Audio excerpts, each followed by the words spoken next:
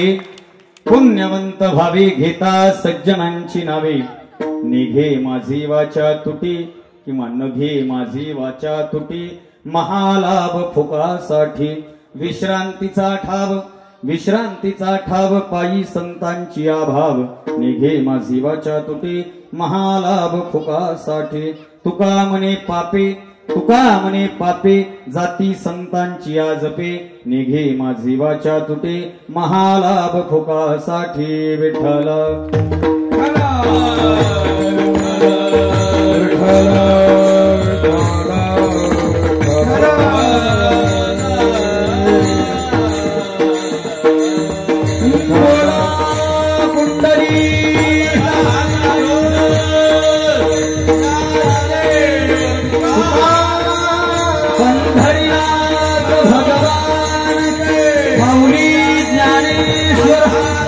जगद्गुरु तुकाराम महाराज, सद्गुरु जोग महाराज की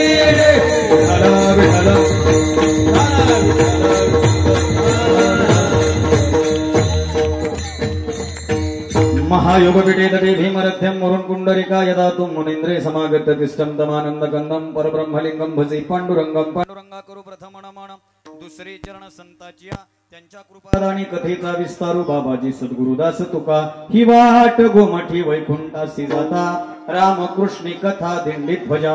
शुक्लां ब्रह्म विचार सार परमा मध्यम जगत व्यापिणी, विना पुस्तक धारिणीं भेदं जंडांधाकार पहा. हस्ते स्फटिक मालिकं वदतीं पद्मासने संस्थितां, वंदे त्वां परमेश्वरीं भगवतीं बुद्धिप्रदानम शारदे. जयांचे केलिया स्मरण होय सकल विद्येचे अधिकरण, तीची बंधू श्रीचरण श्री गुरूंचे ते नमस्कारोनी आता. ओम नमो ज्ञानेश्वरा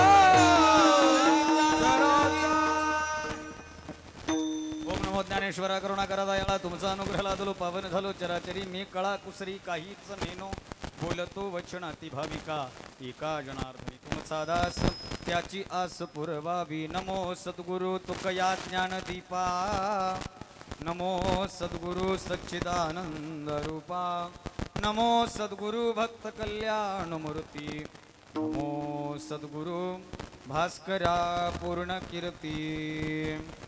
सेवेला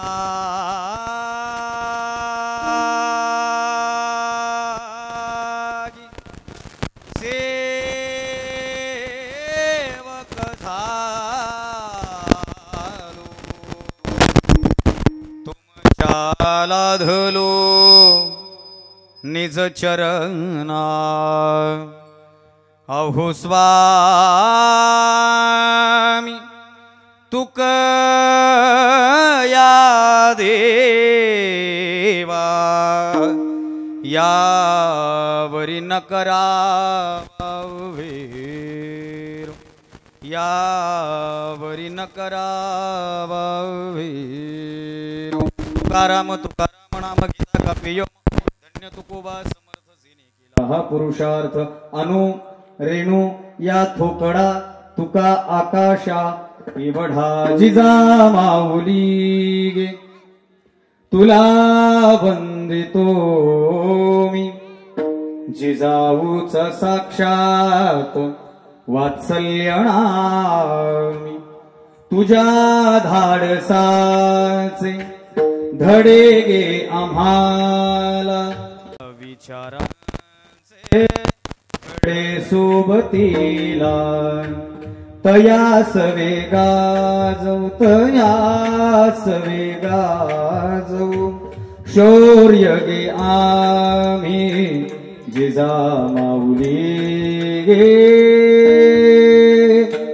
तुला वंदितो मी ज्यासाठी लढले शिवाजी आपुले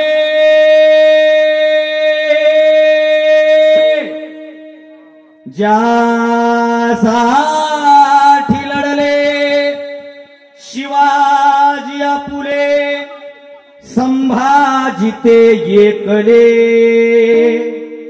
येसाजी लढले रणात पडले तानाजी सममावळे गडाला पण सिंह गेला गडाला पण सिंह गेला वदले छत्रपती जीवा शिवा मदारी महतर ऐसे योद्धे अमर झाले किती गर्वाने उठली शिवश्री काया गर्वाने उठली शिवश्री काया ते बहुजन वीर झेंडा राष्ट्रीय स्वाभिमानी भूषण तिरंगा तिरंगा तिरंगा पुला पुंडलिक वर्धन विठ्ठल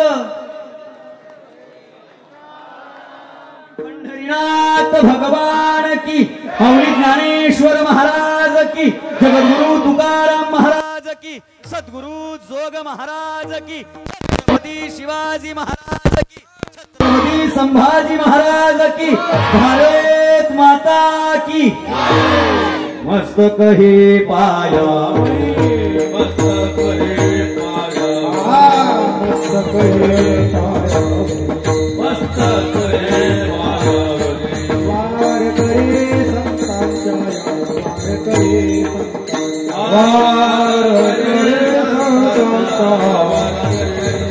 वार करे संतांच्या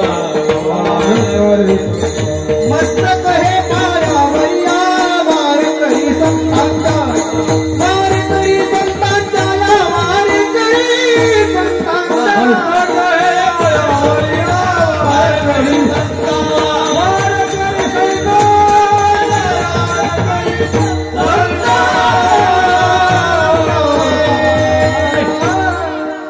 वारकरी संतांच्या वारकरी संतांच्या काय सुंदर आहे हे मस्तक नतमस्तक आहे हे मस्तक नतमस्तक आहे सज्जन हो लक्षात ठेवा कीर्तनाच्या सुरू ए दिदे आता बोलू नको माय हे मस्तक कुठंतरी नतमस्तक व्हावं नाही झालं तर कपाळ मोक्ष होण्याची शक्यता जास्त असते म्हणजे फुटण्याची शक्यता जास्त असते हे मस्तक नतमस्तक व्हावं कुठं व्हावं महाराज तर पायावर नतमस्तक व्हावं आणि कुठं पाय नतमस्तक व्हावं पायावर व्हावं कोणाच्या पायावर व्हावं तर संतांच्या पायावर व्हावं मस्तक ठेंगणा करी संतांच्या श्री संताची माथा चरणावरी साष्टांग हे करी दंडवत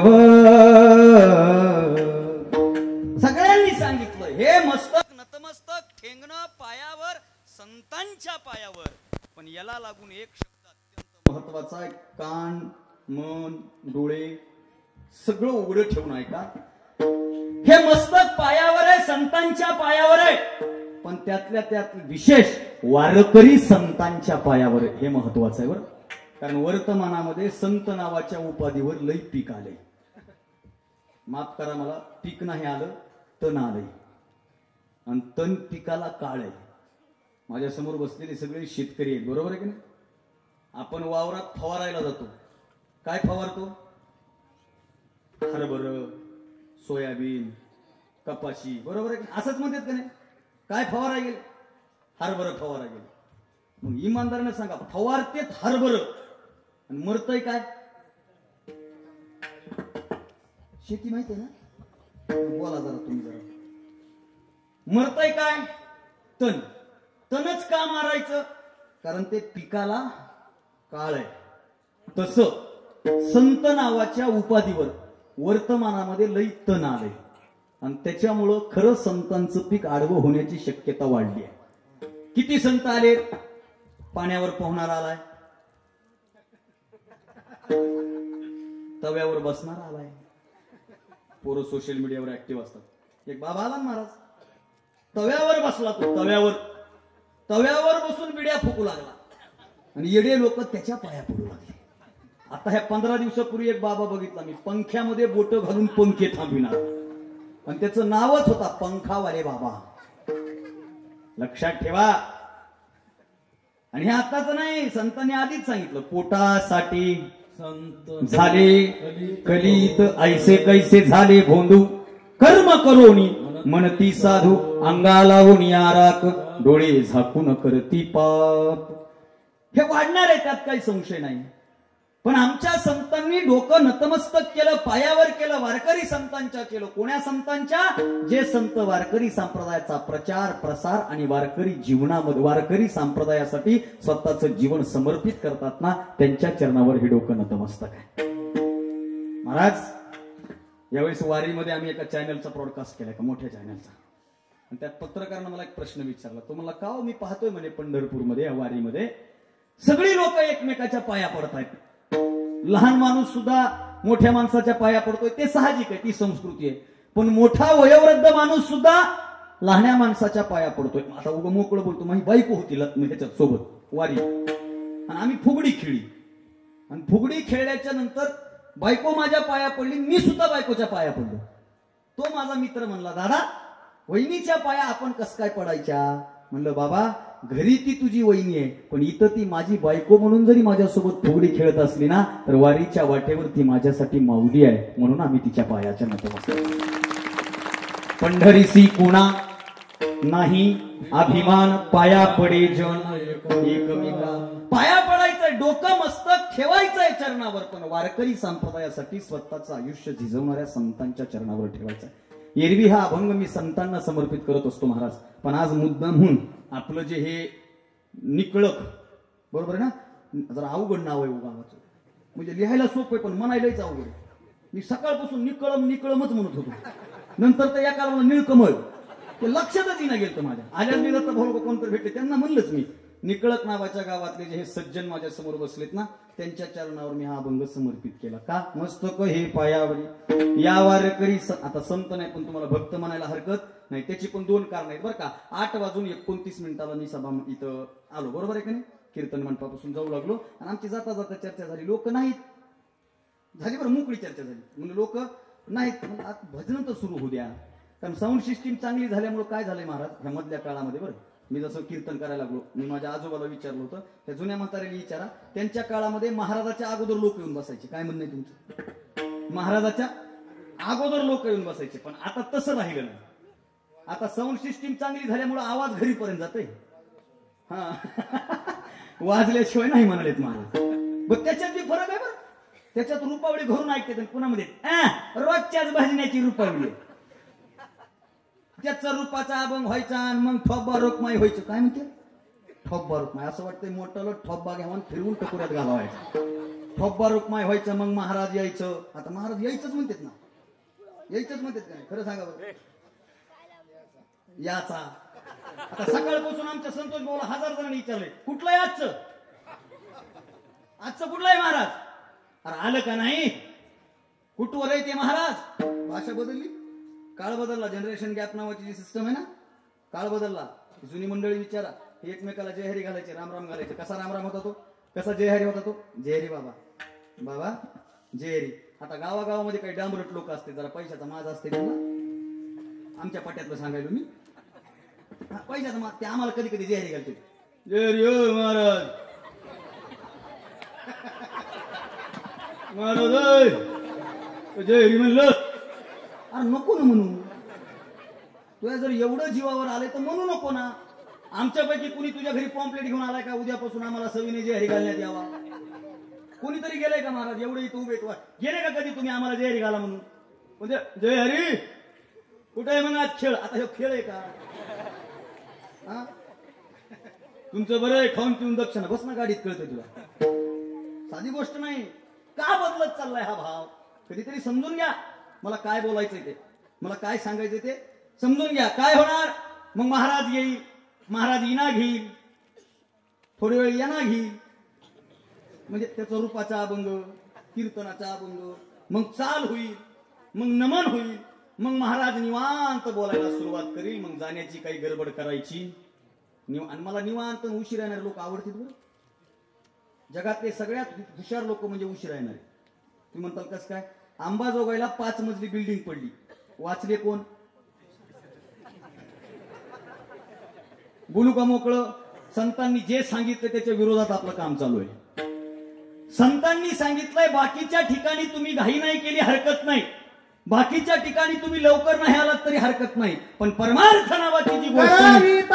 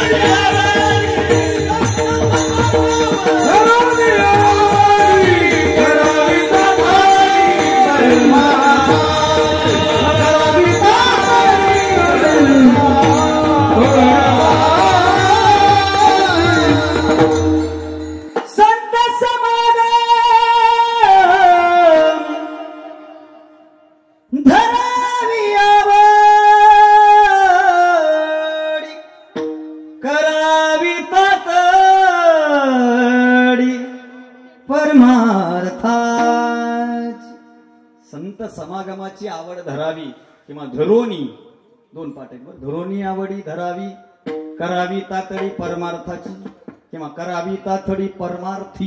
फक्त प्रिंट बेस, दुसरं काहीच. ऐका ना, इकडं येण्यासाठी घाई करा म्हणली, इकडं येण्यासाठी. आणि एकदा इथं आले ना, इथून जाण्याची घाई करू नका. तुका म्हणे निवांत राही आणि पाहिले पाही परतोनी आता कैसी जाऊ घरा. मग घाई करायची नाही. पण लोकांचं कसं आहे, बसा बसा पटकन बसा बसा बसा. आणि इकडं बघा तुम्ही माझ्याकडे, लेकर ते उठत येत जाते काय त्याला. हा काय सांगू मी? कीर्तन काय चालू होतं आपलं? घाई करायची इकडे येण्याची. पण लोक इकडे येण्याची घाई करीत नाहीत बाबा. पण इथं आले, जसे 10:30 झाले, पकवादाचा स्वर बाजूला, तानपुऱ्याचा स्वर बाजूला, आम्हाला खालून स्वर देते. खोट आहे का हे? आता माझ्या समोर बसलेल्या 4 जणांना मोठ्यानं जांभळे दिलेत. उठवू का?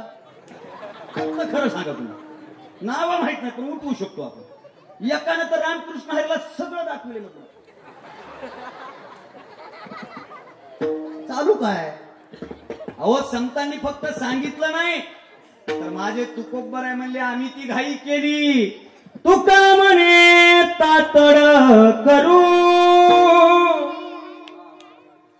पाय धरू बळकट, जीव देईन हा बळी आणि करीन होळी संसारी. आम्ही तातड करू, इथं जाऊ, पाय धरू, बळकट धरू, म्हणून इकडं येण्यासाठी जरा घाई असावी एक. आणि दुसरं जे तुमच्या चेहऱ्यावर समर्पित केलं ना अभंग तुम्हाला, ते जरा फ्रेश बसा बरं. तुम्हाला काही टेन्शन आहे का? टेन्शन आहे. मी तुम्हाला आज भजन करा सुद्धा म्हणणार नाही. का माहिती का? तुम्ही घरूनच शाली, रगा, सतरंजा,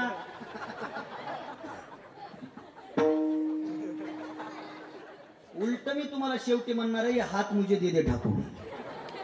असे हात जी टाकलेत मधी, म्हणजे मी ओळखीलं की आता आपण इथं भजनासाठी फोर्स करू शकत. बरं एका गावात मी म्हणलं मी भजन करा, एक म्हातारा खालून म्हणलं तुला आणलंय कशाला. बरं तुला काय फुकट नाही आणला काय का नाही. म्हणून पहिली विनंती जरा फ्रेश बसायचं. कीर्तनात लोक फ्रेश लागतात, मला माझा स्वभाव आहे तसा. आणि आज माहोल जुळून आलाय महाराज. वा वा वा. इथं आलो तेव्हापासून मी एवढा आनंदी झालो. तिथं बदनापूरमध्ये थांबलो 25-30 पोरं. इथं अकोल्यात थांबलो. मला मग कोणतं अकोल्यात या म्हणजे आता विदर्भात कवा जाऊ, पण इथं अकोला आहे ते कळलं. तिथं आलो, तिथं 30-1 पोरं. इथं कीर्तनात आलो, इथं कीर्तनात सगळी तरुण पोरं. आनंद वाटला बरं मला, खरंच प्रामाणिकपणे सांगतो आनंद वाटला. कारण संप्रदायात तरुणी पोरं येणं काळाची गरज आहे.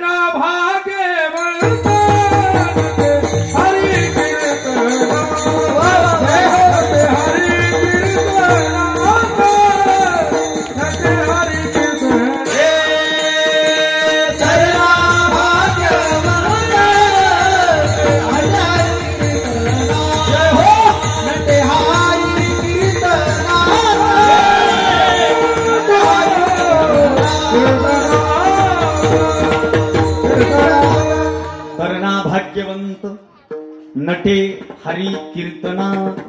एक वाक्य बोलून जातो मी.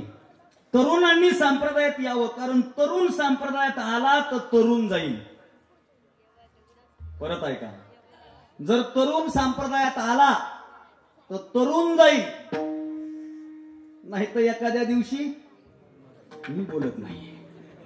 खरी वस्तुस्थिती. आनंद वाटला. नाहीतर असं नसतं दादा. 2 मृदंगाचार्य सगळं जुळून आलो. बऱ्याच भागात कीर्तनाला असं नसतं. कीर्तनाचा माहोल म्हणजे महाराज माझ्यासारखा असा गुलाबाच्या फुलासारखा टवटवी. काय झालं नाही का, काळा गुलाब आहे मला काय झालं. भजनी सगळे झेंडूचे फुलं एका दुरीत ववलेली, पक्वाजे कमळाच्या फुलासारखे, आणि आमच्या समोर सगळे सूर्यफुलं.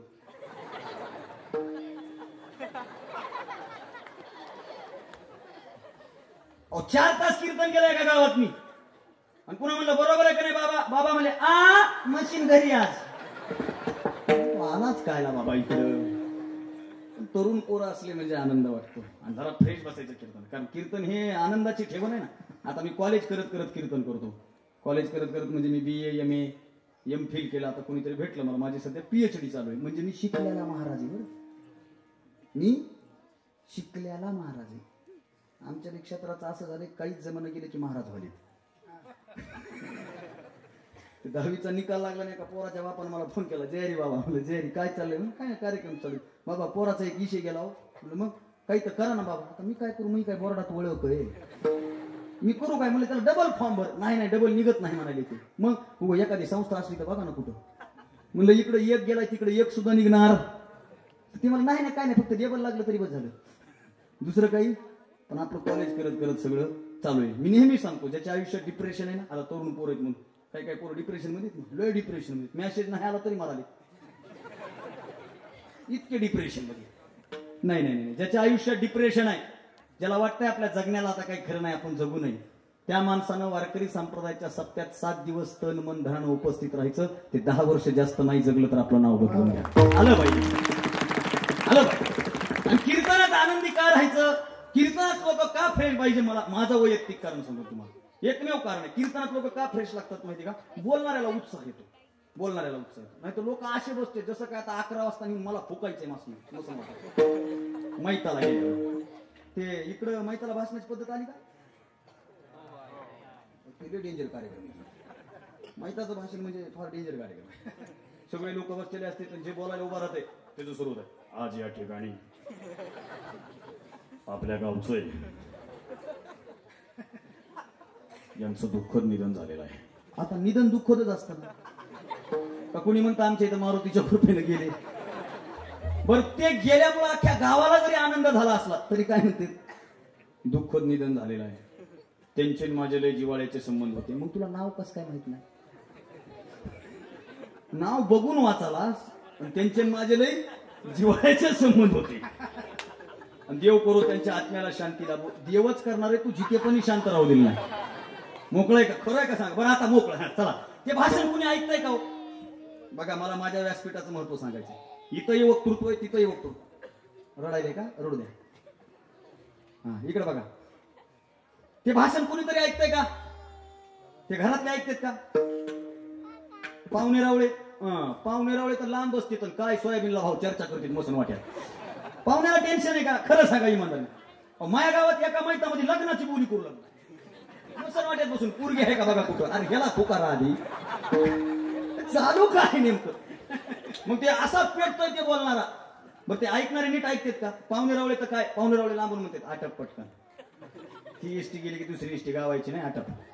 मला तो गेले शहाणा नव्हता, लोक नाव ठेवतात म्हणून आलोय. ऐका दादा, स्मशानात बोलणं, स्मशानात ऐकणार आहे. स्मशानात ज्याची चिता पेटवायची त्याच्या संदर्भाने बोलायचंय. स्मशानात बोलायचंय, स्मशानात कोणाच्या तरी संदर्भाने बोलायचंय आणि स्मशानात ऐकायचंय.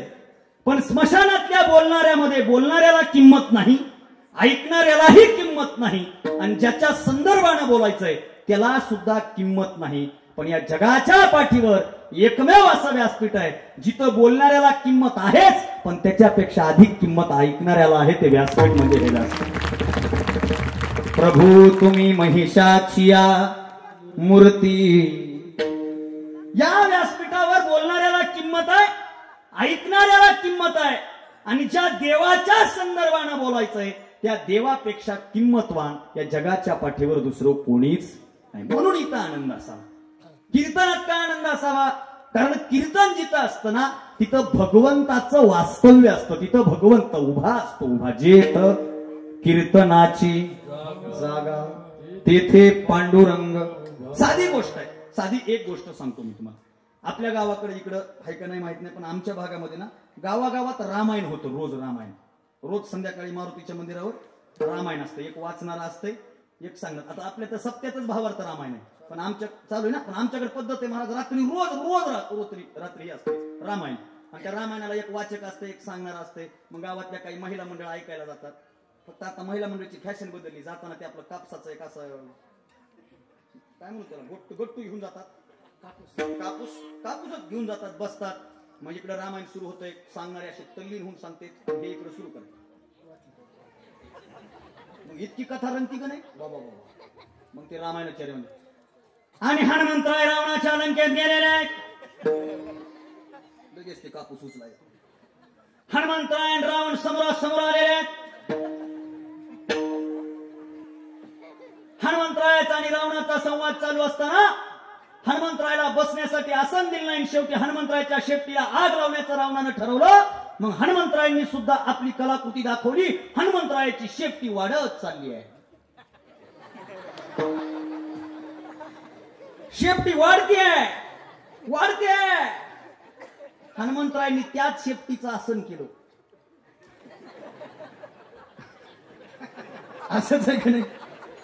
हा आता विनोद सोडा, पण त्या रामायणामध्ये जिथं रामायण होतं ना तिथे एक रिकामा पाट असतो आणि त्या रिकाम्या पाटाला हळद कुंकू लावलेलं असतं. परम पूज्य श्रद्धेय ढोकबाबांच्या जर तुम्ही कधी रामकथेला गेलात तर रामकथेच्या व्यासपीठाच्या उजव्या हाताला एक घोंगडी ठेवलेली असते. त्या घोंगडीवर कोणी बसत नाही महाराज, पण घोंगडी तिथं ठेवलेली असते. मी लहानपणी माझ्या गावातल्या रामायणाचार्याला विचारलं होतं, दादा हा रिकामा पाट आहे, याच्यावर कोणीतरी बसा ना, नाहीतर कोणाला तरी बसू द्या. त्या रामायणाचार्यांनी सांगितलं होतं, बाबा जिथं रामायण होतं ना तिथं साक्षात बजरंग बली येऊन रामायण ऐकतात, म्हणून तो पाठ त्यांच्यासाठी ठेवलेला आहे. ही रामायणाचार्याची श्रद्धा आहे आणि आम्हा वारकऱ्यांची श्रद्धा आहे. जिथं कीर्तन होतं ना तिथं साक्षात भगवान पांडुरंग परमात्मा उभा असतो. उभा तेथे आस देव उभा, तेथे आस देव उभा, तेथे आस देव उभा, तेथे आस देव उभा. दिसे समचरणाची शोभा, दिसे समचरणाची शोभा, तेथे देव उभा, तेथे आस देव उभा, दिसे समचरणाची शोभा, दिसे समचरणाची शोभा, तेथे आस देव उभा, तेथे आस देव उभा.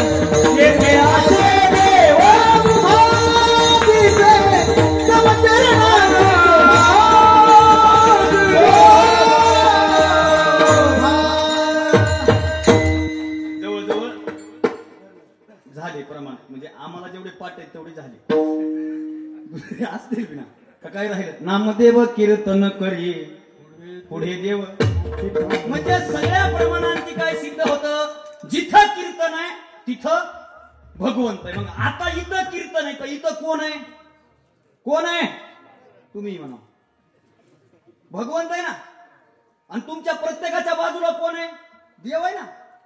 बघू नका लगेच एका गावात म्हणलं प्रत्येकाच्या बाजूला देव आहे ते खालून म्हणलं महाराज तू पहिल्यांदा गावात आला म्हणून तू ह्याला देव म्हणाला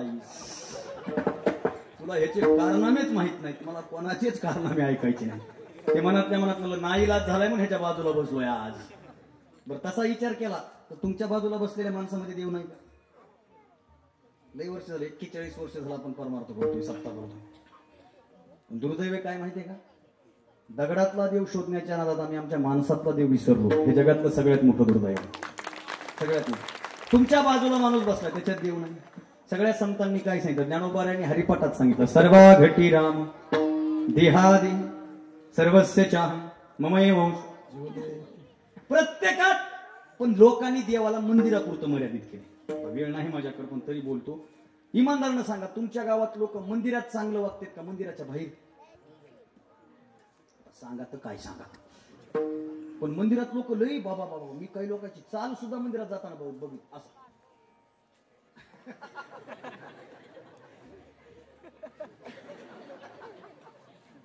आता एक नवीन आणले पोरांनी ते मंत्रच कळला नाही मला. मेंदू आहे पण छातीचं काय खरं नाही. हाय काय हे कोणता मंत्र आहे महाराज मोकळं सांगा हाय का हे मंत्र आहे. काही काही तर एवढे गडबडीत आहेत एवढे गडबडीत असं चालता चालता मारुतीलाच करतो.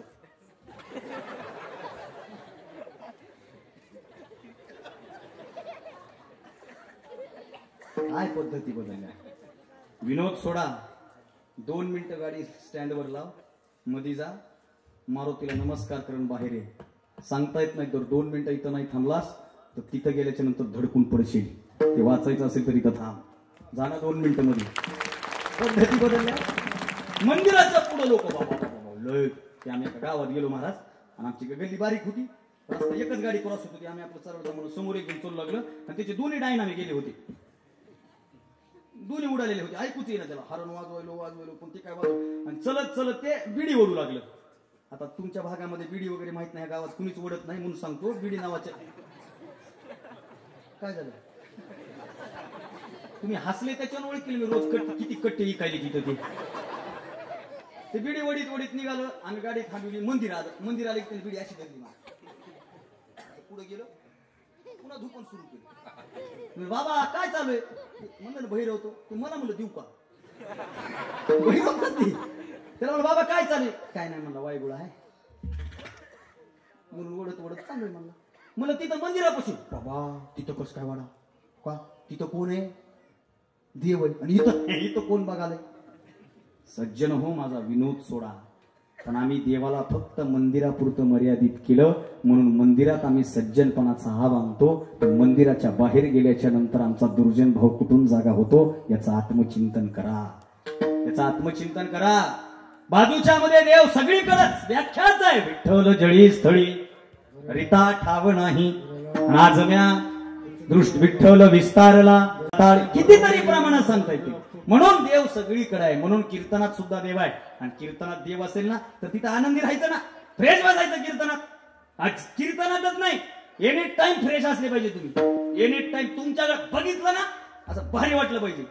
तुमच्या गावात पहिल्यांदा आलोय मी कोण श्रीमंत आहे कोण गरीब आहे मला माहित नाही. कोणाचं किती एफडी बदनापूरला कोणाची फ्लोटिंग आहे संभाजीनगरला MIDC कोणाचं शेंद्रात काही माहित नाही मला. पण एक सांगू का तुमच्या गावातल्या श्रीमंत माणसाची व्याख्या लिहून घ्या. तुम्ही रस्त्यानं चालताना समोर कोणीतरी आलं आणि त्याला पाहिल्याच्या नंतर तुम्ही आणि तुम्हाला पाहिल्याच्या नंतर तो जर हसला ना तर जगातली सगळ्यात श्रीमंत व्यक्ती तुम्ही आहे.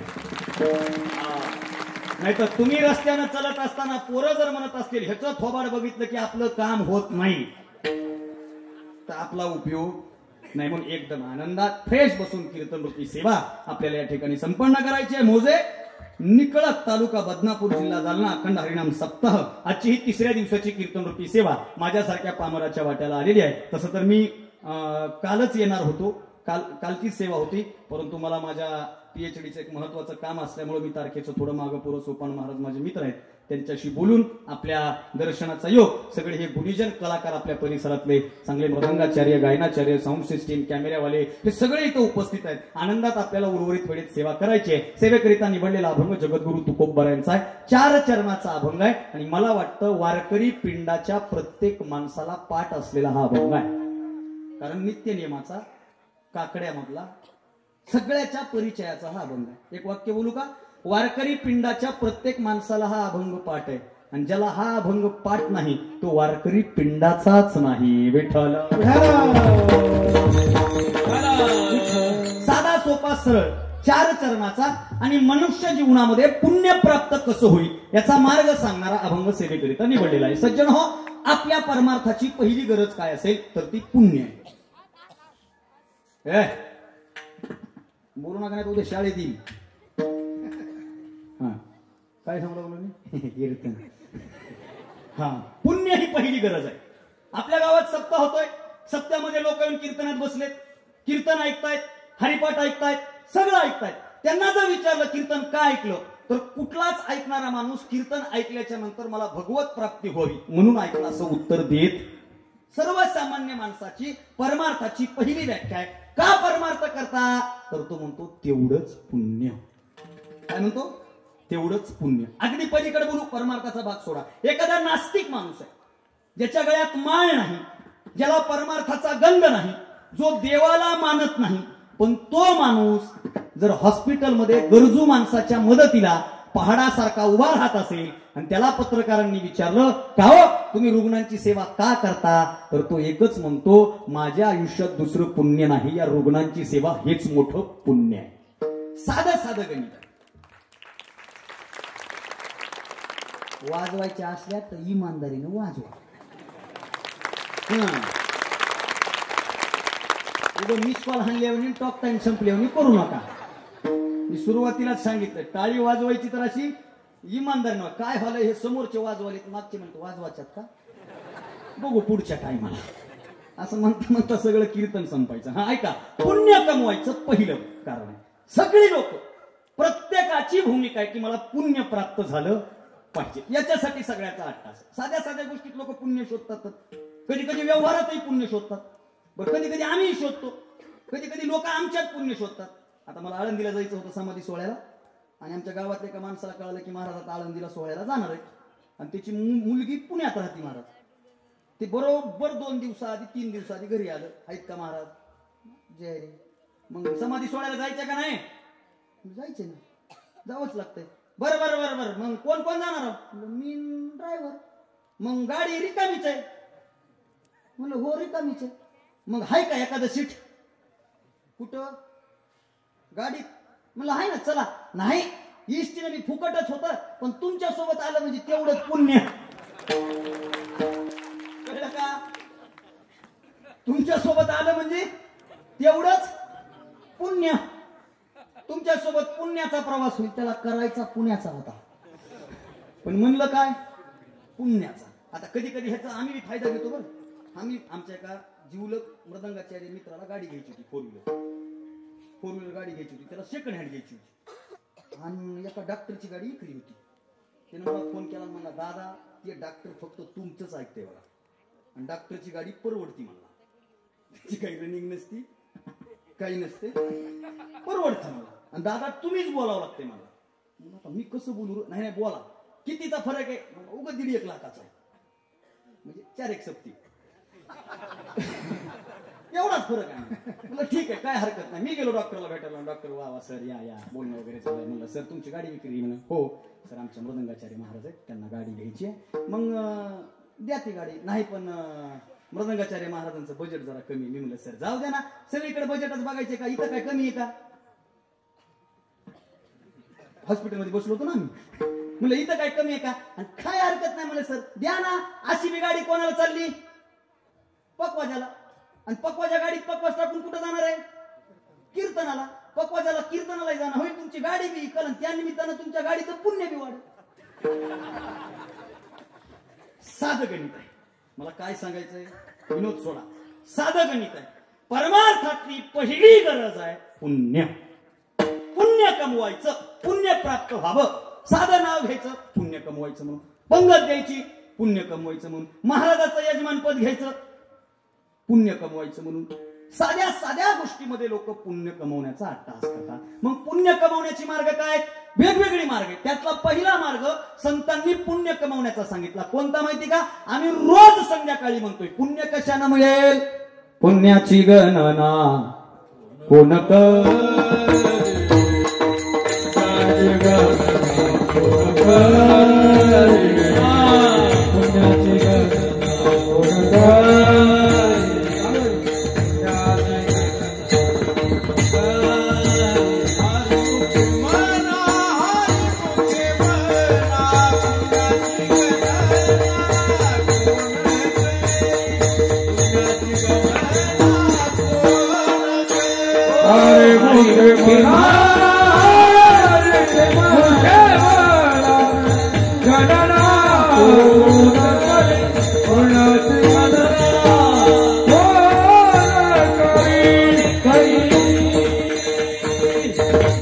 हरिमुखे म्हणा, हरिमुखे म्हणा पुण्याची गणना कोण करी. साधी गोष्ट आहे. काय करा?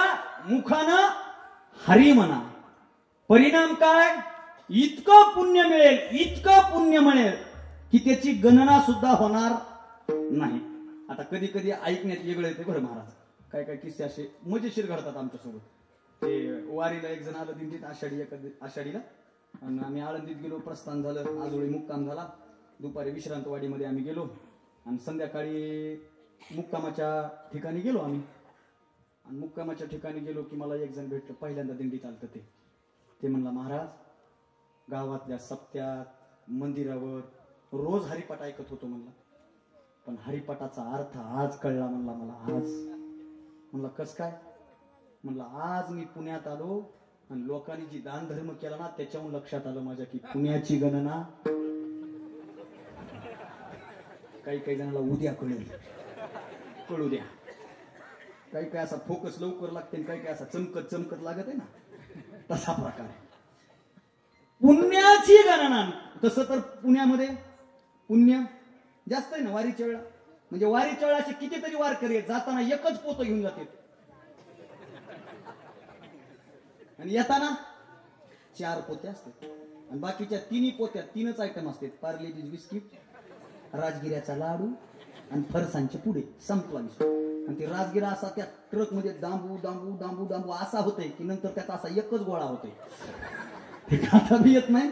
असो तो भाग वेगळा. पुण्य कमवायचंय ना तर पहिला मार्ग सांगितला, देवाचं नाव घ्या, देवाचं भजन करा. देवाचं भजन केलं की तुम्हाला पुण्य इतकं मिळतं की त्याची गणना होऊ शकत नाही. सज्जन हो, एक मार्ग सांगितलाय पुण्य कमवण्याचा, भगवंताच्या भजनाचा. आणि आज जो सेवेकरिता अभंग निवडलाय ना, या अभंगामधून सुद्धा पुण्य प्राप्तीचा एक मार्ग सांगितलाय. तो कोणता? पुण्यवंत व्हावे, पुण्यवंत व्हावे, पुण्यवंत व्हावे, पुण्यवंत व्हावे.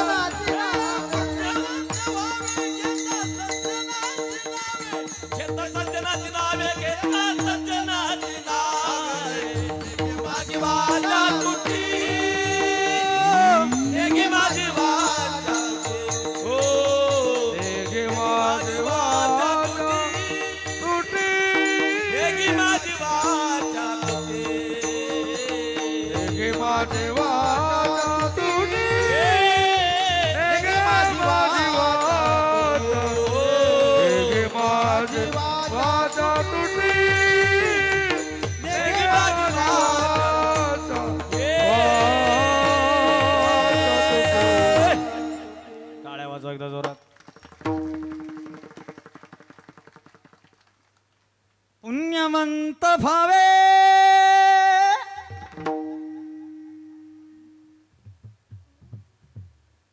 हक्क दिली मला. लागला का मेळ?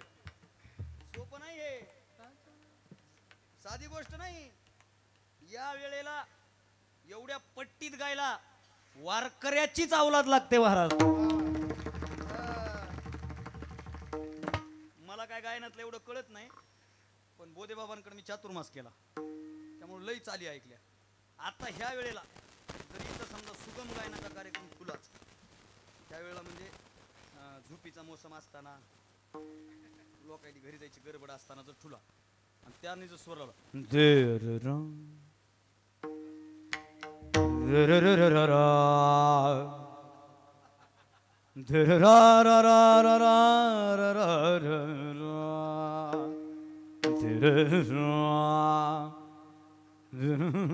खालून लोक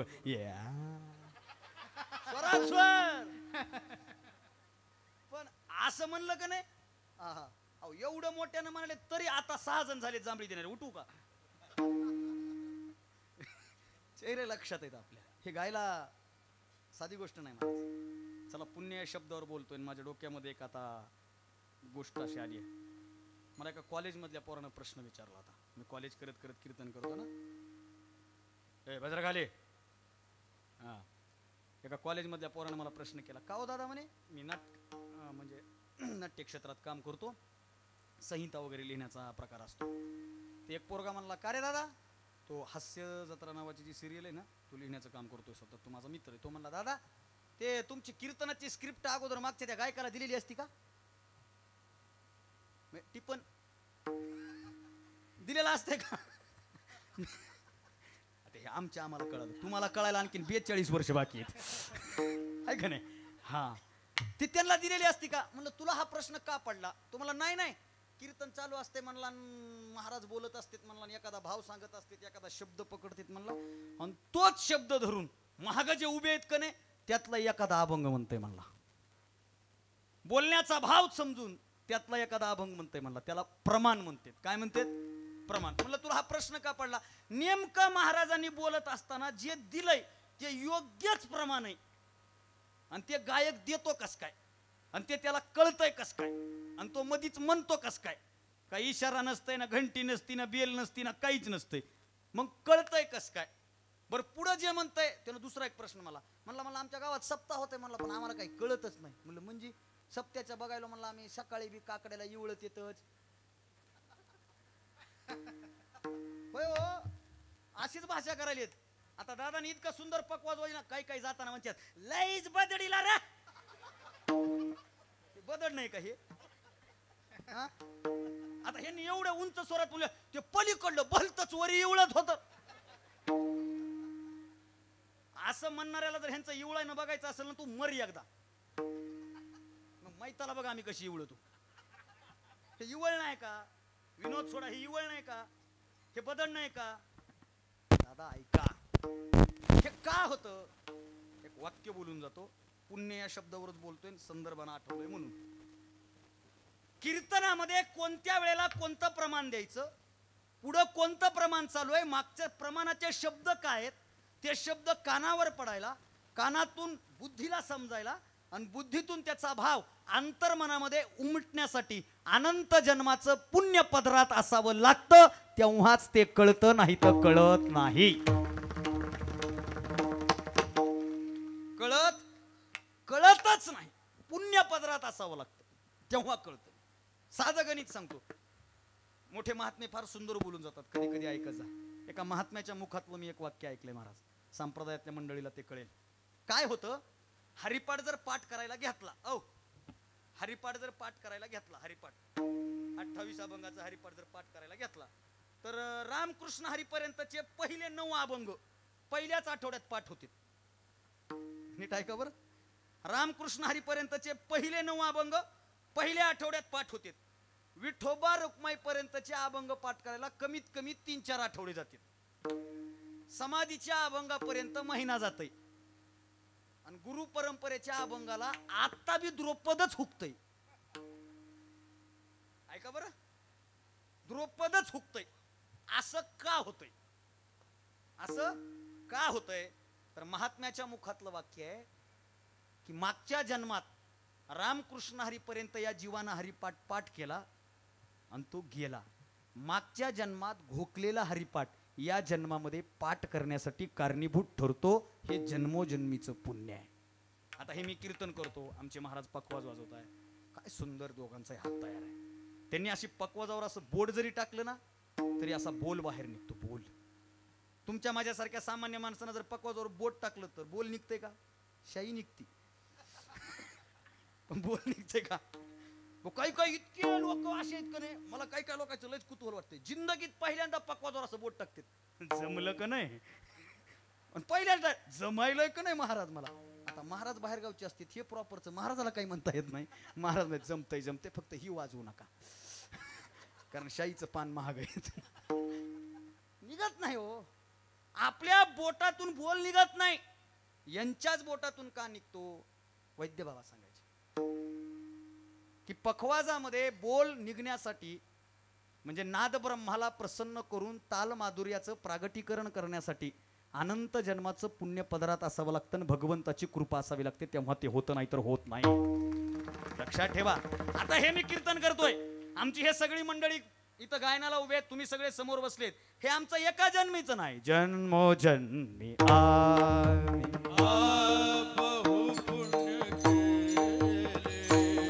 जन्मोजन्मी बहु पुण्य केले जन्मोजन्मी बहु पुण्य केले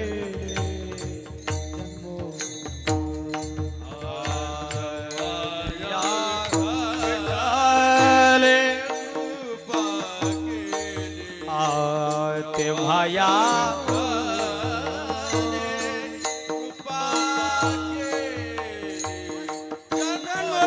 आम्ही बहु पुण्य केले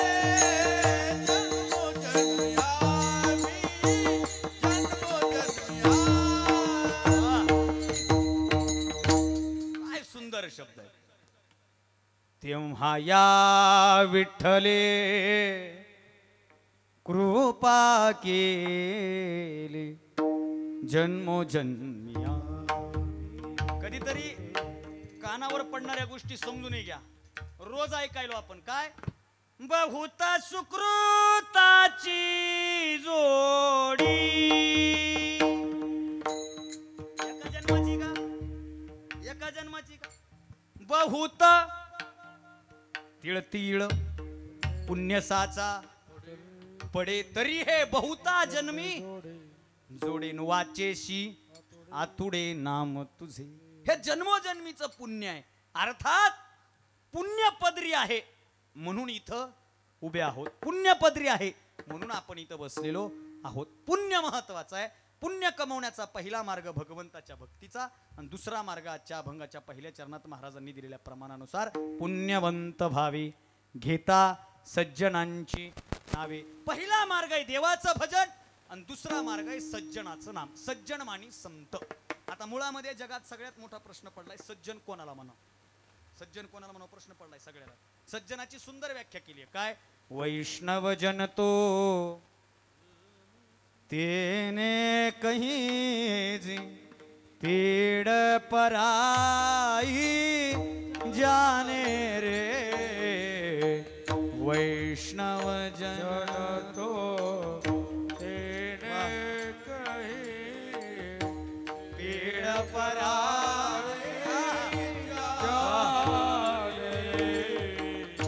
वैष्णव त्याला म्हणावं जे का रंजले गांजले त्यासी म्हणे जो आपुले तोची साधू ओळखावा देव तेथेची दया करणे जे पुत्रासी तेची दासानी. सुंदर व्याख्या आहे. चला, सज्जन कोणाला म्हणावं. पण आता सज्जनपणावरचा विश्वास संपला. किती संपला? लांबलं उदाहरण देत नाही, जवळचं उदाहरण देतो. जुन्या काळात घराला कुलप होते का? होते का कुलप? फाटक वडायचं आणि शेजाऱ्याला म्हणायचं बदनापूरला बाजारला चाललोय, घराकडं लक्ष ठेव. बरोबर असंच होतं का? घराला कुलप नव्हते, पण विश्वास कोणावर होता?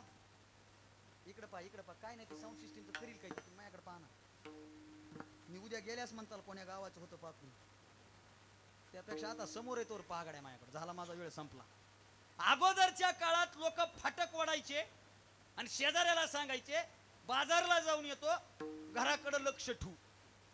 आता कुलूपच शेजाऱ्यामुळे लावू नये, कळलं का? लांबला येऊन घरात काही ठेवील का नाही माहित नाही, पण ह्यो काहीच ठेवायचा. सज्जन या शब्दावरचा विश्वास कधी उडाला माहिती का?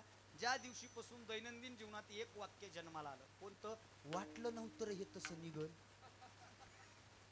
हे वाक्य ज्या दिवशी आपल्या मुखाला आलं ना, वाटलं नव्हतं हे तसं निघल, त्या दिवशी सज्जनपणावरचा विश्वास.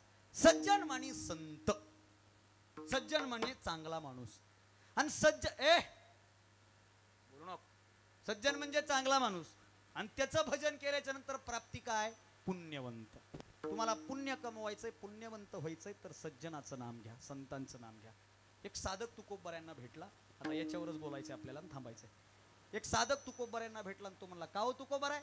इतरत्र ठिकाणी बघा तुम्ही, बाकीच्या सगळ्या ठिकाणी तुकोबर आहे, देवाशिवाय दुसरं काही बोलत. तुकोबर यांचं गाथेमधलं एकविध नावाचं प्रकरण आहे. एकविध नावाचं प्रकरण वाचा, म्हणजे गाथा. गाथा माहित असेल ना, आपल्या गावात ज्ञानेश्वरी पारायण आहे का? वा वा. व्यासपीठ प्रमुख सोडून किती लोक बसलेत पारायणाला? गावातलेच आहेत, पण किती? सगळं गाव 10 ते 12, 10 आणि 12 म्हणजे 22. नाही नाही, पारायणाला सकाळी 100 आहेत का? वा वा, टाळ्या वाजवा त्यांच्यासाठी. आणि आता दुसरं सांगा, तुमच्या गावात 100च माणसं आहे का? आता मी न बघता सांगतो, त्याच्यात महिला जास्त असतील पारायणामध्ये. माणसाला काम असते तो, असं कसं? पारायणाला कुठं वेळ बसाय? त्यांना काम असते, चौकात जायचं, गप्पा हाणायच्या 2024 ला काय होणार आहे बोलायचं ना, आहे का नाही? एवढंच काम आहे. पारायणाला बसले, जाऊ द्या माझ्याकडे वेळ नाही. एक प्रश्न विचारतो इमानदारीने सांगा, जिंदगीत एकदा तरी ज्ञानेश्वरी वाचली अशी किती लोक आहेत माझ्यासमोर? झालं था. कीर्तन म्हणलं की कुत्र्याचं भूक ना आलंच. विठाला विठाला हो. किती लोक आहेत? ज्ञानेश्वरी नावाचा एक ग्रंथ आहे, इथून सुरुवात करावं लागेल मला. किती जणांनी वाचलाय? आयो किती? 2 4 6 8 8 2 16 16 2 32 32 2 64. एवढे हात दिवर नाही, आपल्याला येळ नाही. बरं, महिला किती पारायणाला? पटकन बोला गड्या, किती? आता सोडा, जाऊ दे, वेळ नाही आपल्याकडे. कालच्या गुरुवारचं पारायण किती जणांनी केलं? हात वर करा. काल पहिला गुरुवार होता ना, मार्गशीर्ष महिन्याचा. मला लय आवडते ते ग्रंथ महाराज. साधी गोष्ट आहे का? जेवण थोडे अळणी करा, त्याच्यामध्ये मीठ घालू नये. लयच आवडती ती पोथी. शांबाला घरी निघाली, शांबालाच आहे ना, गोळ व्हायचा नाही तर. शांबाला घरी निघाली, शांबालेने वैभव लक्ष्मीचे व्रत आखले. लयच आवडते मला ती. आणि क्लायमॅक्स आता इथून सुरू होतो. शेवटच्या गुरुवारी 5 सुवासिनींना बोलवावे. 5च आहेत का? म्हणजे आमच्याकडे 5च आहेत. 5 जणींना 5 ग्रंथ द्यावे, ग्रंथासोबत 5 पीस द्यावे. बरोबर आहे ना? पीस असे द्यावे की 3 ते 3रीला द्यावे. इथून सुरू झाला. आई खरं आहे का खोटं आहे सांगा? खरं सांगा, खोटं बोलताल तर मी मरल जाता जाता. 100 रुपयाचा पीस देता, 20 रुपये डझन. 5 गेले सुवासिनीला, 2 गेले नारळ बांधून ठेवाय, आणि बाकीचे ठेवलेत लांबली पाहुणी आली तर वटीत घालाय होते. इमानदारीने सांगा. ग्रंथाचं नाव काय? वैभव लक्ष्मी तरी येईल का वैभव तरी येईल सांगा बरं 5 रुपयाच्या पिसावर लईच भारी कथा आहे ती शेवटच्या गुरुवारी 5 समाजनींना बोलवावे 5 जणींना 5 पीस द्यावे पीस असे द्यावे कितीने ते तिसरीला द्यावे 2-4 वर्षांनी आपले पीस आपल्याच घरी वापस यावे ते पाहून डोळ्याचे पारणे फिटावे मग मला सांगा तुमच्या घरात वैभव कस काय यावे अरे ग्रंथाचं नाव आहे तसं तरी त्याचा सन्मान करा ग्रंथाचं नाव वैभव लक्ष्मी तिथं चंगूसपणा केला तर वैभव येईल का घरात हा हाय त्या घराच्या बाहेर जाईल ना आपल्या ग्रंथाचा सन्मान आपण केला पाहिजे मला हे सांगायचं आहे आणि लोकांचं वैशिष्ट्यच आहे ते ज्ञानेश्वरी पारायणाला ते व्यासपीठ प्रमुखाच्या खाली पिसे येतात ना ती बी अशा असते कुठंच विकत नाही ती काहीच उपयोग नाही त्याचा उपयोगच आणि लोकांचा स्वभाव आहे पण देवाच्या जर मनात आलं ना देवलंही डेंजर माणूस आहे डेंजर माणूस म्हणलो मी जरा नीट ऐकायचा देवाचा स्वभाव आहे अगोदर घेतो मग देतो जर 5 रुपयाचं पीस दिलं का नाही लोक 5 रुपयाचाच पीस देतात शेवटच्या गुरुवारी मध्ये आमच्या बंटीला पोरगी होऊ दे कस काय होईल मला स्पष्ट बोलायचं हो भाव पाहिजे देवाच्या मनात यावं फक्त देवाच्या जर मनात आला दादा एकदा एका भागवतकराची कथा चालू होती आणि एक नेता आला भेटायला मग कथाकार म्हणले मोठे साहेब आले कथाकार खुश ना आणि कथाकार कीर्तनकार माणसं हुशार असतात लगेच त्यांनी खुनविलं ए शाल काढ हार काढ गायकाला बाजूच्या गायकानं शाल हार काढून ठेवला ते साहेब स्टेजवर आले स्टेजवर चढले मग महाराजांनी केलं लगेच त्यांनी खिशात हात घातला त्या साहेबांनी खिशातून असं बंडलच काढलं 2000ची नोट 500ची नोट 200ची नोट 100ची नोट 50ची नोट 20ची नोट 10ची नोट आणि 5ची नोट महाराजाला कितीची दिली असेल त्याला अनुभव म्हणतात महाराज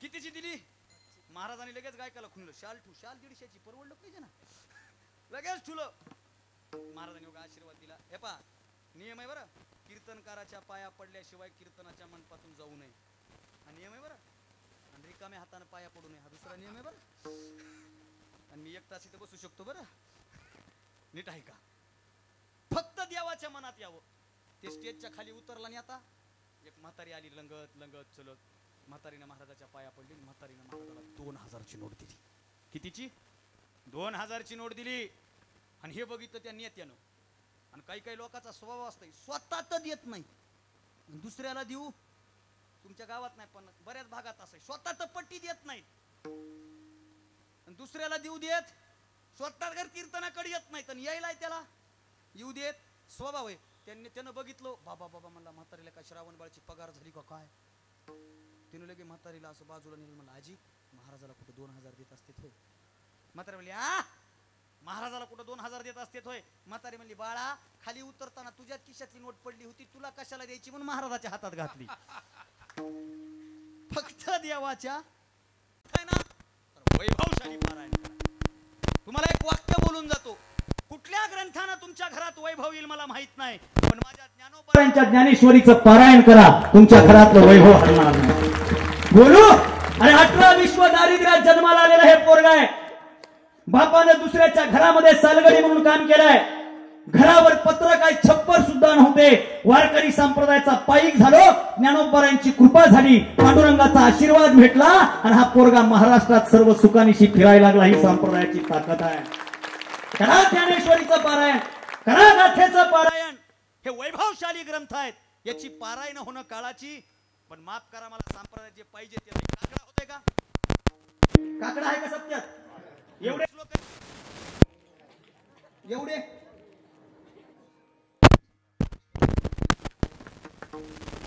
आमच्या गावाकडे 2च आहे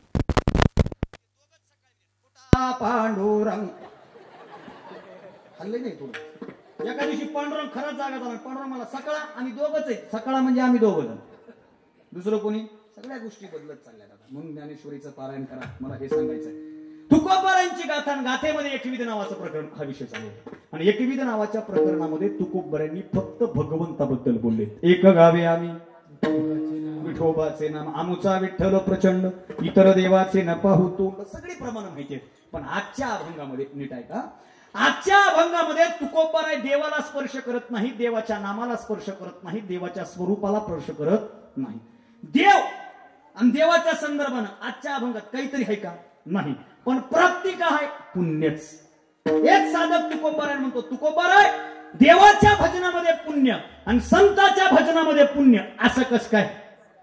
काहीतरी एक सांगा ना. एक तर देवाचंच भजन करू द्या, नाहीतर सज्जनांचंच भजन करू द्या.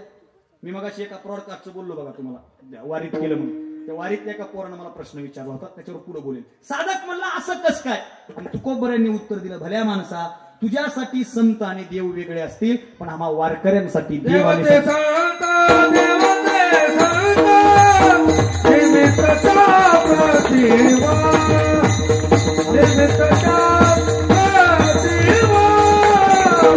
निमित्तचा प्रतिमा निमित्तचा प्रतिमा हो देवते संत देवते संत निमित्ताच्या प्रतिमा, हो निमित्ताच्या प्रतिमा,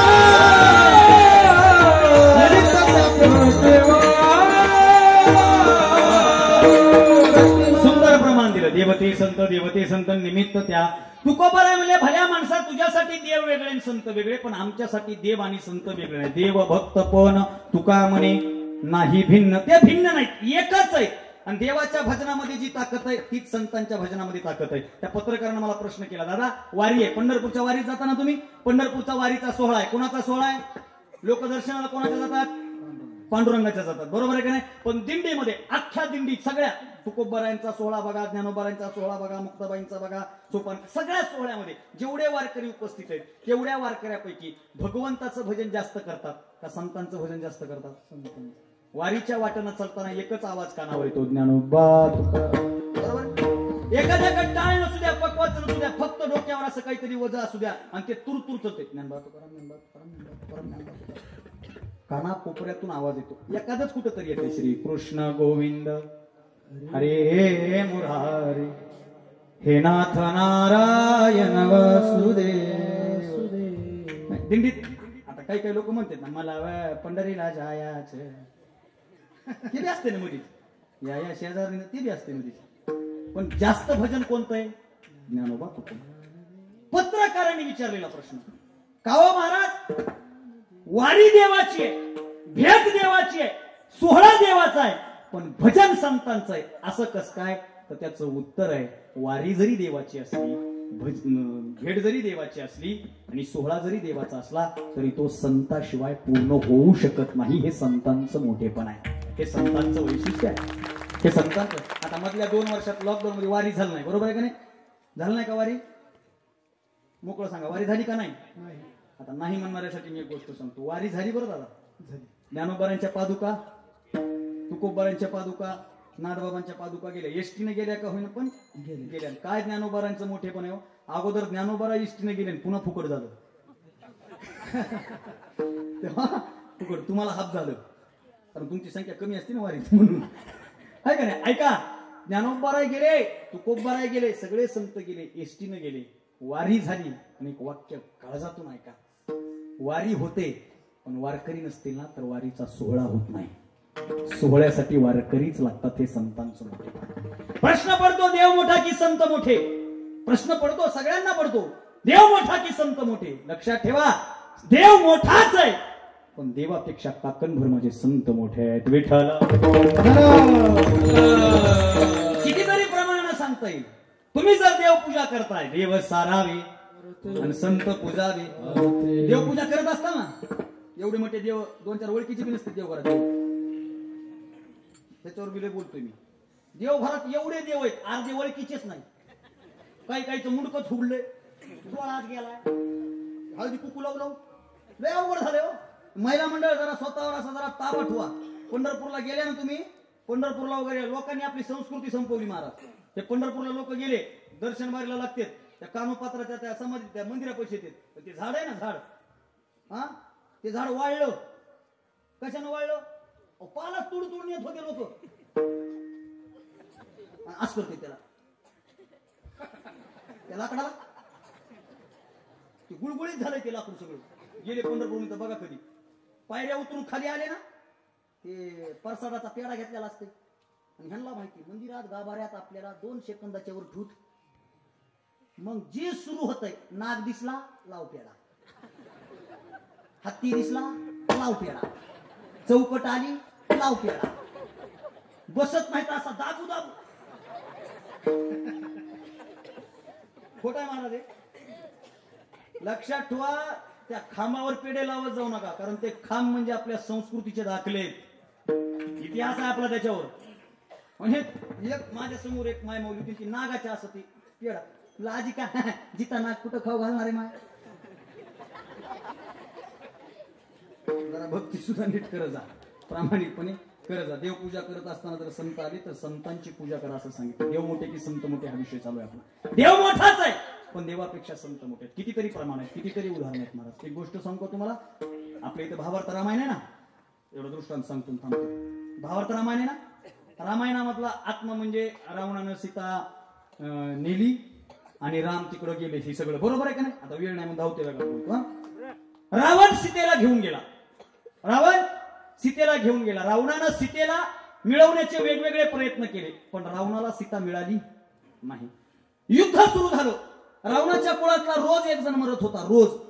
आणि रावण ज्या दिवशी मरणार आहे दुसऱ्या दिवशी, त्याच्या आदल्या दिवशी रात्री त्याच्या शेज घरामध्ये रावणाची एक पत्नी आहे, तिचं नाव आहे मंदोदरी. मंद उदरी ती मंदोदरी, सुंदर आहे, रूपवान आहे, देखणी आहे. आणि ती मंदोदरी रावणाला बोलते. एक वाक्य बोलू का? जगातलं सगळ्यात सुंदर नातं नवरा बायकोचं बरं. विनोद म्हणून किती जरी ठीक असलं, नीट आहे का, विनोद म्हणून किती जरी ठीक असलं तरी ज्यांचं जमन आहे त्यांचा किती मोठा विनोद झाला हे बी जरा बघत जा. बरोबर आहे का? बायकोवर विनोद करायला सोपं आहे पण माणूस काही गोष्टी, काही अडचणी, काही संकट, नीट आहे का, काही अडचणी, काही संकट, काही स्वतःचे वैयक्तिक प्रॉब्लेम आणि सामाजिक प्रॉब्लेम मित्रापाशी व्यक्त करेल नाही करेल पण प्रसंगी बायको जवळ तो व्यक्त होतो म्हणजे होतो. बरं, बायको हे जवळच नातं आहे. मी हे अगोदर सांगत नव्हतो पण गेल्या वर्षी माझं झालंय म्हणून मी सांगतो. ऐका, मंदोदरी रावणाला म्हणते, का हो स्वामी, तुम्ही विद्वान आहात, पंडित आहात, तुमच्यासारखा बलाढ्य योद्धा या पृथ्वी तलावर नाही, तुमच्यासारखा महान विद्वान पंडित कुणी नाही. हो, अहो तुम्ही सगळे देव पाणी भरायला ठेवले. हो, अहो सगळे ग्रह तुमच्या पायदळी आहेत. हो, शनीची ज्यांच्यावर अवकृपा हवी असं वाटत नाही तो शनी तुम्ही पायदळी तोडवला, इतके तुम्ही बलाढ्य आहेत. हो, तुम्ही बलाढ्य आहे. स्वामी, तुम्ही जगाच्या मालकाचा म्हणजे प्रभू रामचंद्राच्या पत्नीचं हरण केलं. तुमच्या लक्षात नाही का आलं आपण तिच्यावर विजय मिळवू शकत नाही, आपण त्या देवाला हरवू शकत नाही. आणि रावणानं उत्तर दिलं, मंदोदरी, जेव्हा मी सीतेचं हरण केलं ना तेव्हा माझ्या मनामध्ये क्रोध, वासना, अहंकार जागा झाला होता, त्याच्या आहारी जाऊन मी केलं. ठीक आहे ना स्वामी? दुसरा प्रश्न आहे आणि मंदोदरीचं हे उत्तर तुम्हाला कळावं. मंदोदरी म्हणते, का हो स्वामी, तुम्ही सीता मिळावे म्हणून वेगवेगळे प्रयत्न केले. हो, केले ना, वेगवेगळे प्रयत्न केले. मग मला असं वाटतंय तुम्ही सीतेचं हरण करायला जेव्हा गेले तेव्हा एका संन्याशाचं, एका साधूचं रूप घेऊन गेले होते. हो, तुम्ही साधूचं रूप असं घेतलं होतं की सीता जगाच्या मालकाची पत्नी आहे, ती सुद्धा तुमच्या वेशाला भुलली, ती विसरली, ती तुम्हाला ओळखू शकली नाही. हो, बरोबर आहे. मग स्वामी, तुम्ही जर त्या सीतेसमोर रामाचा सोंग घेऊन गेले असते तर सीता तुम्हाला भेटली असती. माझ्या प्रभू रामचंद्राचं मोठेपण आहे. तुम्ही जर रामाचं सोंग घेऊन सीतेसमोर गेले असते तर सीता तुम्हाला भेटली असती. रावण हसायला लागला आणि रावण म्हणला, तुला काय वाटतंय, मी हा प्रयत्न केला नसेल, मी हा प्रयत्न केला नसेल? मंदोदरी म्हणते, तुम्ही रामाचं सोंग घेतलं होतं. हो, घेतलं होतं. रामाचं सोंग घेऊन सीतेसमोर गेले. हो, रामाचं सोंग घेऊन मी सीतेसमोर गेलो तरी तुम्हाला सीता भेटली नाही. आणि रावणाचं उत्तर माझ्या प्रभू रामचंद्राचं मोठेपण आहे. रावण म्हणतो, मंदोदरी, रामाचं रूप घेऊन मी सीतेसमोर गेलो असतो, सीता मला भेटली असती, हा लई पुढचा विषय राहिला. मी रामाचं रूप घेतलं आणि सीतेबद्दलची माझी वासनाच गळून पडली. हे रामाचं मोठेपण आहे. माझी सीतेबद्दलची आसक्तीच संपली. हे माझ्या प्रभू रामचंद्राचं मोठेपण आहे. राम झाला ना की ती दृष्टीच राहिली नाही. आपला विषय चालू आहे देव मोठे की संत मोठे. इकडं तुकोबरायांच्या चरित्रात या. तुकोबरायांच्या जीवन चरित्रावर 90च्या दशकात एक चित्रपट रिलीज झाला, त्याचं नाव संत Tukaram. Black and white movie येतो, कधीतरी बघत जा. आता तुकोबरायांचे बरेच फोटो बाहेर फिरतात ना, ते त्या कलाकाराचे बरं महाराज. आणि त्या कलाकाराचं नाव आहे विष्णू शास्त्री पागनीस, विष्णुपंत पागनीस. त्या विष्णुपंत पागनीसांनी तुकारामांची भूमिका केली आहे, म्हणजे ऍक्टिंग केली आहे, म्हणजे आपल्या भाषेत सोंग केलंय, सोंग. आणि इतकं सुंदर केलंय ते की तो चित्रपट रिलीज होतो. चित्रपटानं प्रचंड पैसा कमवला आणि चित्रपटाचे डायरेक्टर पैशानं भरलेली बॅग घेऊन विष्णुपंत पागणीसांना भेटायला गेले. विष्णुपंत पागणीस त्यांच्या रूम मध्ये गाथेचं पारायण करत बसले आणि डायरेक्टर गेला. डायरेक्टर समोर बसला आणि डायरेक्टरनं सांगितलं, चित्रपटात तुम्ही इतकं सुंदर ऍक्टिंग केली, इतकी सुंदर की लोक हुबेहूब तुम्हाला तुकाराम समजायला लागले. माझा चित्रपट खूप चालला, मला तुम्हाला घेऊन दुसरे 4 चित्रपट बनवायचे.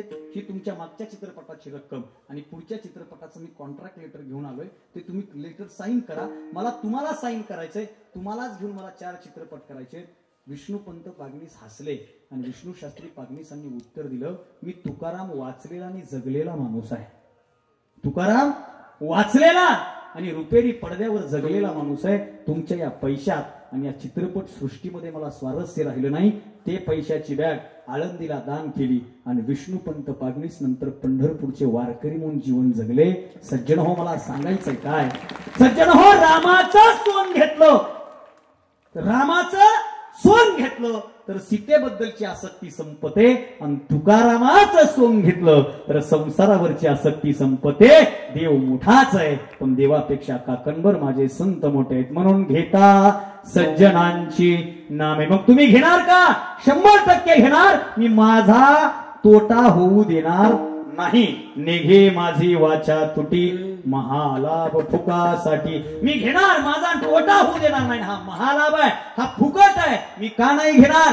घेणार म्हणजे घेणार. विश्रांतीचा ठाव पायी संतांची अभाव. निघे माझी वाचा तुटी महालाभ फुकासाठी. तुकोबर आहे, बोलताना पुण्यवंत व्हावं म्हणले. तुकोबरांनी बोलता बोलता पुण्यवंताच्या जागी धनवंत व्हावे म्हणाय पाहिजे होते. धनवंत व्हावे, सत्तावंत व्हावे, पदवंत व्हावे. बरं खरं सांगा बरं, मोकळं हे पुण्य कुठं उपयोगाला येते? दिवाळीचा किराणा भरला आणि दुकानदाराला म्हणला, हे बघ पट्टी दे, हिशोब कर. त्याला सांगितलं आकडा 4 आकडी. ते म्हणला, हे बघ माझ्याकडे पैसा नाही पण पुण्य लय आहे, तू पुण्य घे आणि किराणा दे. जमतंय का? असंच जर जमलं तर कीर्तन झाल्यास मला काय म्हणतील? पुण्य घ्या, निरोप द्या. मग कुठं एसटीत येते का उपयोगाला? एसटीत बसते, कंडक्टर आला, कंडक्टरला कुठं जायचंय? संभाजीनगर. तिकीट तुमच्यासाठी नाही, मागच्यासाठी. तुम्हाला कुठं तिकीट आहे सध्या? फ्री झालं ना सध्या. आमच्या गावातले सध्या 80% म्हातारे सध्या एसटीत आहेत महाराज. आणि अगोदर कंडक्टर आई ठाणायचे, आता म्हातारे आई ठाणायचे. आमच्या गावातलं एक म्हातारा बसलं एसटीत, त्याला जायचं होतं पंढरपूरला आणि ते कळम केज असा नाका आहे. कळमून गाडी पंढरपूरला जाते, केजून इकडे येते. ती गाडी केजून इकडे आली की म्हातारा, थांबा थांबा थांबा, गाडी चुकली वाटतो. कंडक्टर झालं ना गरम, त्यानं बेल दिली. हो बाबा तुम्हाला वाचता येत नाही तर असं वाचू, कोणाला तर विचारून बसायचं ना. कुठं जायचंय? पंढरपूरला जायचंय. गाडी नाशिकला चालली, तुम्ही बसले या गाडीत, विचारून बसताय ना. आता इथं कुठं आढळणार होतं? म्हातारा म्हणले, ग बस, नाशिकला जाईल, त्र्यंबक करील, तिथून पंढरपूरला जाईल. तुझ्या बापाचं काय चाललंय, माझ्या बापाचं काय चाललंय? फुकट आहे ना. असो, एसटीत पण लागत नाही, पण लक्षात ठेवा धन सगळीकडे लागतं. धनाला मर्यादा आहे. धनाला किती मर्यादा? काळाची मर्यादा. आपल्या लहानपणीचे 8 आणे रुपये चलायलेत का? आता चलायलेत का? 10 पैसे 20 पैसे 500च्या नोटा बंद झाल्या. गुलाबी नोट सुद्धा ते आले, त्यांनी म्हणले कल 500,000 गेलो माझा कागज का तुकडा बन जाएगा. तुकडे दुसऱ्या दिवशी. त्याला मर्यादा आहे. पण पुण्य नावाची एकमेव अशी गोष्ट आहे ज्याला मर्यादा नाही. जन्मोजन्मीचं पुण्य कधी उपयोगाला येईल सांगता येत नाही. म्हणून तुकोबरांनी पुण्यवंत भाव याचा अट्टास केला. दादा ऐका, दादा तुकोबरांनी सांगितलं पुण्य कमावल्यास काय होतं? तर पुण्य कमावल्याच्या नंतर आयुष्यातलं सगळं पाप नष्ट होतं. पाप 2 गोष्टीमुळे जातं. सुरुवातीतून जाती, शेवट इथं. देवाचं नाव घेतलं की काय होतं? घेता नाम विठोबाचे आणि पर्वत जळती पापाचे. विठोबाचं नाव घेतलं की पापाचे पर्वत जळतात. तीच अनुभूती अभंगाच्या शेवटच्या. तुका म्हणे पापे, तुका म्हणे पापे, तुका म्हणे पापे, तुका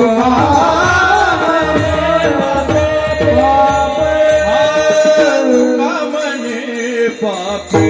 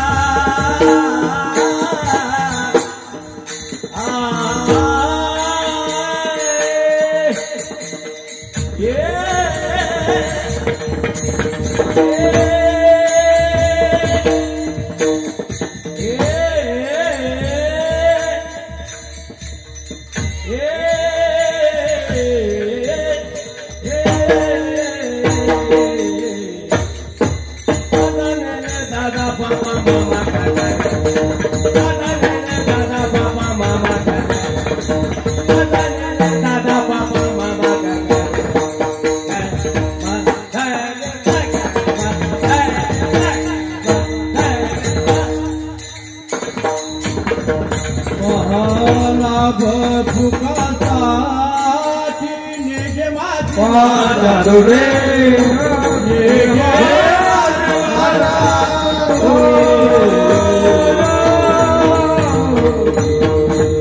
गोपाल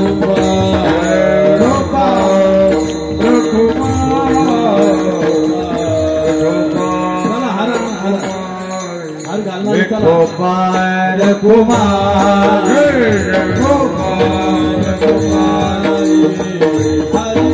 तुम्ही जरा साडी कमी मागा, माहेरला जायच्या इच्छा कमी व्यक्त करा, म्हणजे गरजेची इच्छा आहे ते करा. भारत माता की जय तुम्ही म्हणले नाहीत. भारतासारखा देश जगाच्या पाठीवर नाही. माझं आडनाव भारती महाराज, माझं भारतावर लई प्रेम आहे म्हणून माझं आडनाव भारती. माझ्या आडनावाचा घोटाळा बी बरं. भारती महाराजाचं कीर्तन होणार आहे. ट्रकनं येतात लोक, ट्रकनं. त्यांना वाटते भारती दिदी आहेत काही, आणि दिदीच्या जागी दिदा दिसला नीट रिटर्न. आपलं आडनाव बी तसंच आहे. भारतासारखा देश जगाच्या पाठीवर नाही. म्हणून महाभारती जे नाही ते नोहे चिरो कितीही. ज्ञानोबारायांनी सांगितलं, भरत खंडे नरदेह प्राप्ती हे तो परम भाग्याची संपत्ती. पवित्र ते कुळ पावन तो देश जेथे हरीचे दास. अटलजींनी तर फार सुंदर लिहिलंय. अटल बिहारी वाजपेयी म्हणतात, ये भारत कोई जमीन का टुकड़ा नहीं है, ये जीता जागता राष्ट्र पुरुष है. यहाँ का कंकर कंकर हमारे लिए शंकर है, और यहाँ से बहती हुई हर नदी हमारे लिए माँ गंगा है. माँ गंगा, ये भारत कोई जमीन का टुकड़ा है. ये अर्पण की भूमि है, ये तर्पण की भूमि है, ये समर्पण की भूमि है. हम जिएंगे तो इस भारत के लिए, मरेंगे तो इस भारत के लिए. मरने के बाद हमारी अस्थियां किसी बहती हुई पानी में छोड़ दी जाएगी. उस अस्थियों से भी आवाज आएगी, भारत माता की जय, भारत माता की जय. भारत मला आठवतंय लहानपणी शाळेत जायचो मी. 15 ऑगस्ट, 26 जानेवारी, 17 सप्टेंबर, 1 मे. 15 ऑगस्टला काय असतं रे? झेंडा मधून टाळ्या वाजव तिच्यासाठी, वाजव जोरात. गावचं लेकरू इमानदार नाव वाजव. काय लेवल बरी जरा तुमच्या गावची. इतकी लेवल बरी की मी म्हणलं 15 ऑगस्टला काय असते, तर ते म्हणले झेंडा वंदन म्हणजे बरी. एका गावात विचारलं तुम्ही 15 ऑगस्टला काय असते, खालून एक जण म्हणलं सुट्टी. त्याची काही चूक नाही. सकाळी झेंडा फडकायचा आणि जे गायब व्हायचं. मी माझ्या भारताचं वर्णन 15 ऑगस्टला ऐकायचो. जहां डाल डाल पर सोने की चिड़िया करती है बसेरा, वो भारत देश है मेरा. जहां सूरज सबसे पहले उगकर डाले अपना डेरा, डाले अपना डेरा. जहां सत्य अहिंसा और धर्म का पग पग लगता नारा, वो भारत देश है मेरा. सारे जहां से अच्छा हिंदुस्तां हमारा, हमारा सारे जहां से अच्छा. हम बुलबुले हैं इसकी, ये गुलसिता हमारा, हमारा सारे जहां से अच्छा. ये देश है वीर जवानों का, अलबेलों का, मस्तानों का इस देश का यारो. ये देश है दुनिया का कहना. लंदन देखा, लंदन देखा, पेरिस देखा, और देखा जमान.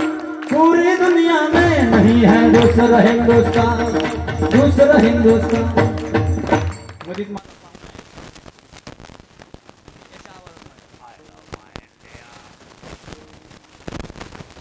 नंतर पाठीमागून आवाज यायचा, ये दुनिया एक दुल्हन, दुल्हन के माथे की बिंदिया. ये मेरा India, I low my India. होतं का नाही? आता साथीदार आहेत, मला आता कंट्रोलच होईना. मला लयच आवडतं महाराज ते गाणं. हम जिएंगे और मरेंगे ए वतन तेरे लिए. दुनिया है गांधी ए वतन तेरे लिए. ओ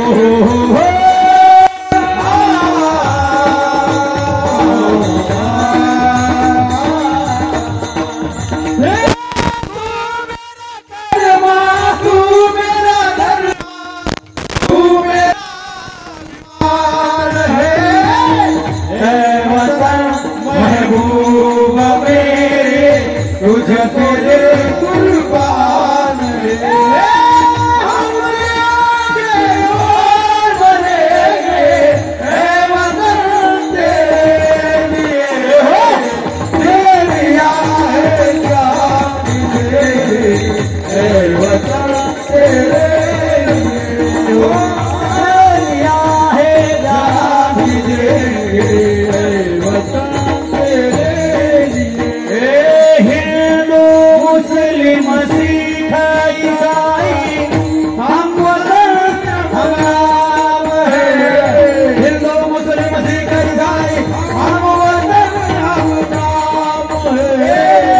जो करे इनको मजहब नहीं इल्जाम है। वतन महबूब मेरे तुझको ही कुर्बान है। हम देंगे और मरेंगे वतन तेरे लिए तालियां है जहाँ भी देंगे वतन तेरे हो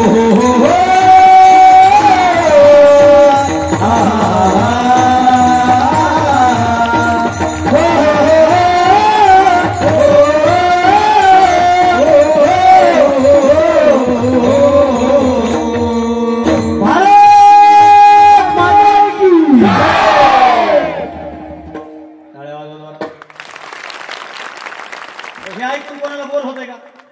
होतंय का? आणि जर कोणी म्हणलं उद्या सकाळी तुमच्या गावातल्या सगळ्यात उंच बिल्डिंग वर त्याला घेऊन जायचं, भरल्या डोळ्यानं गाव पाय असं म्हणायचं, पुढचं मी सांगणार नाही, मेलं तर परत न्या, जगून उपयोग नाही.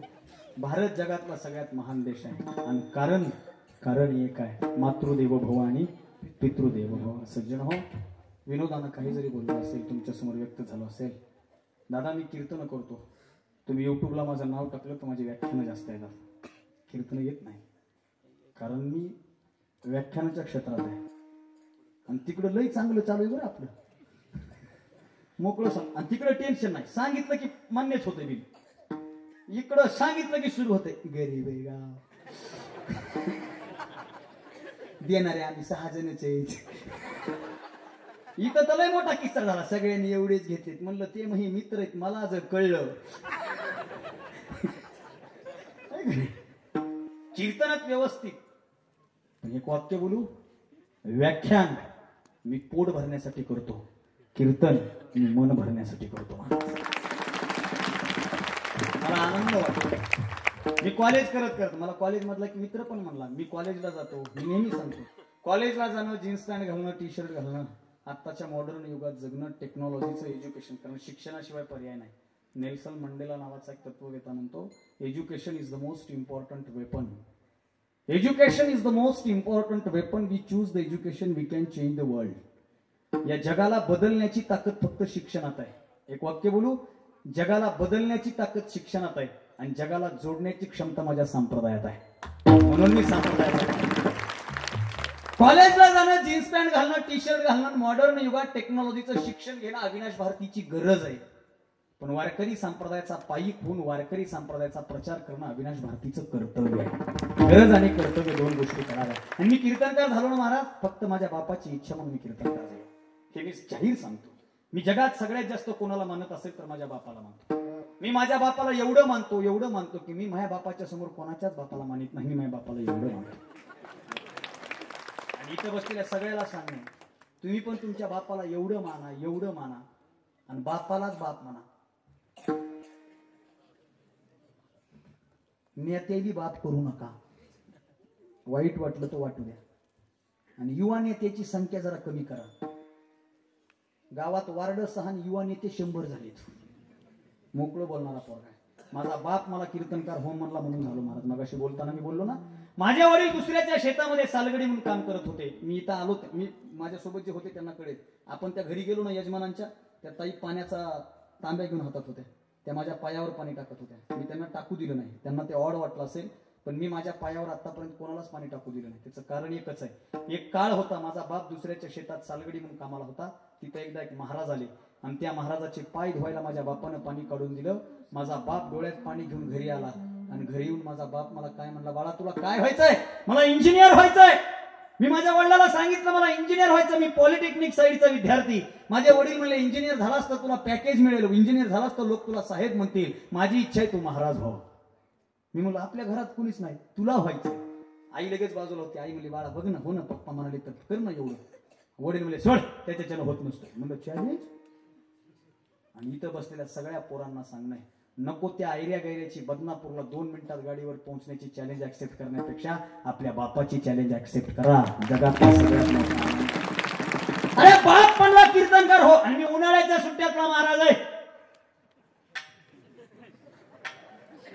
उन्हाळ्याच्या सुट्ट्यात कट्ट्यावर बसून शिट्ट्या मारत आयुष्याची थट्टा करण्यापेक्षा कीर्तनाचा फेटा बांधणार हा पोट्टा आहे. संपला विषय. 4च गोष्टी आहेत. बाप म्हणला म्हणून कीर्तनकार झालो महाराज मी. बाप म्हणला म्हणून.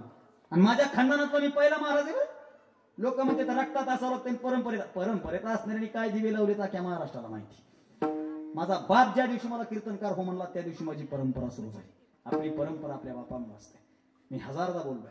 आणि इथं बसलेल्या सगळ्या तरुण पोरांना सांगणे आयुष्यात लोकाला भारी वाटल याच्यासाठी जगू नका. आपल्या बापाला भारी वाटेल याच्यासाठी जगा.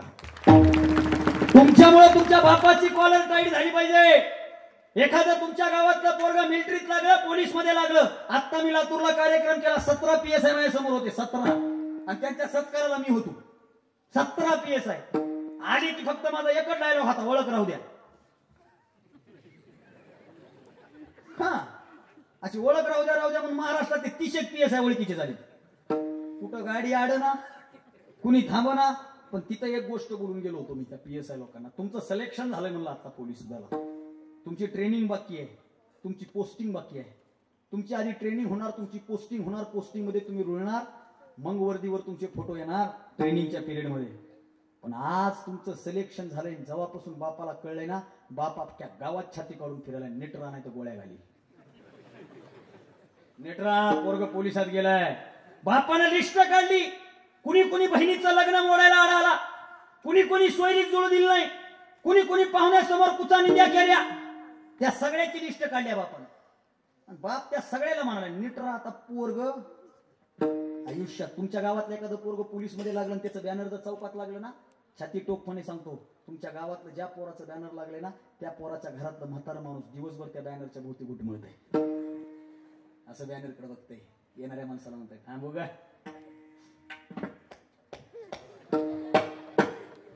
जे बॅनर वर ना ते आपल्या औलाद आहे. ते म्हातारा चहा पाचतंय गावात. इमानदार नसो माझ्या अंगावर काटा येतोय. ते म्हातारा चहा पाचतंय.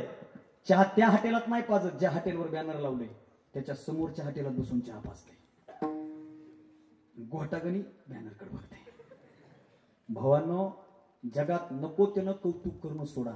आपल्या बापानं आपलं कौतुक केलं ना, जगातली सगळ्यात महाराज. जी टॉकीला माझी कीर्तनं झाली, लय कीर्तनं झाली, 22-23 झाली. जी टॉकीला माझं पहिलं कीर्तन लागलं ना, माझ्या घरात दिवाळी होती. दिवाळी माझा बाप अख्ख्या गावात फिरू लागला. अख्ख्या गावात. आता दादांनी कोण स्वर काढले होते.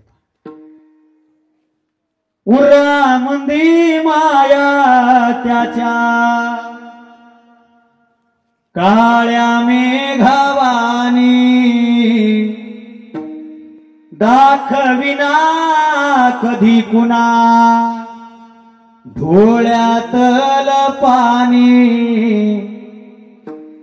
झिजू झिजू संसाराचा गाडा हातला. फटा मंदी हासू परी कनावाकला. घडीभर तू थांब जरा, ऐक त्याची धापर.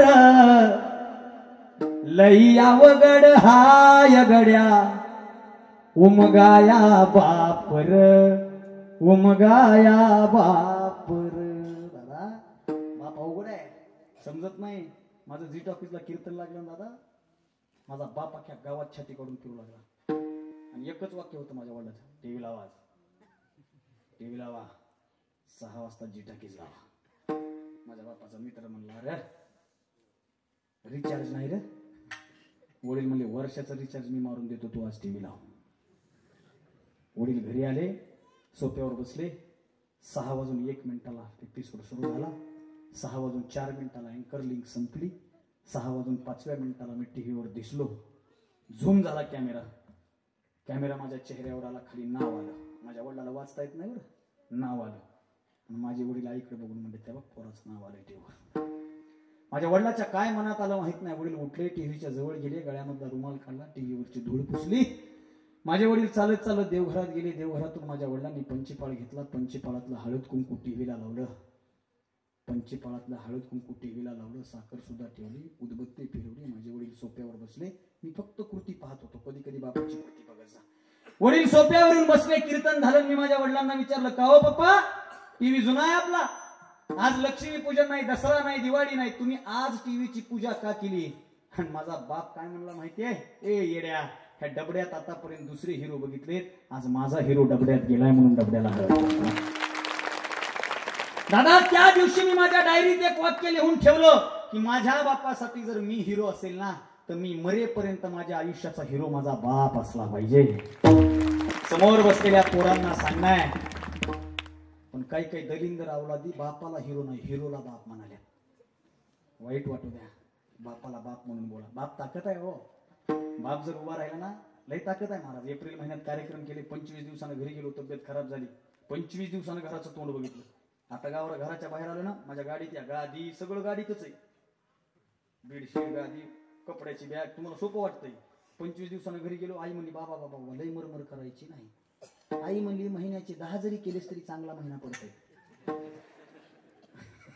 लई मरमर करायची नाही. मी असा चेहरा पाडून बसलो होतो. आता त्या दिवशी जरा मोठं होतं म्हणून घरी बसलो निवांत. वडील आले बाजारातून. वडिलांनी मला बघितलं. वडील बघितलं काय म्हणले माहिती काय, थोबाड पाडून बसा, काय झालं रे? कोणाला म्हणले?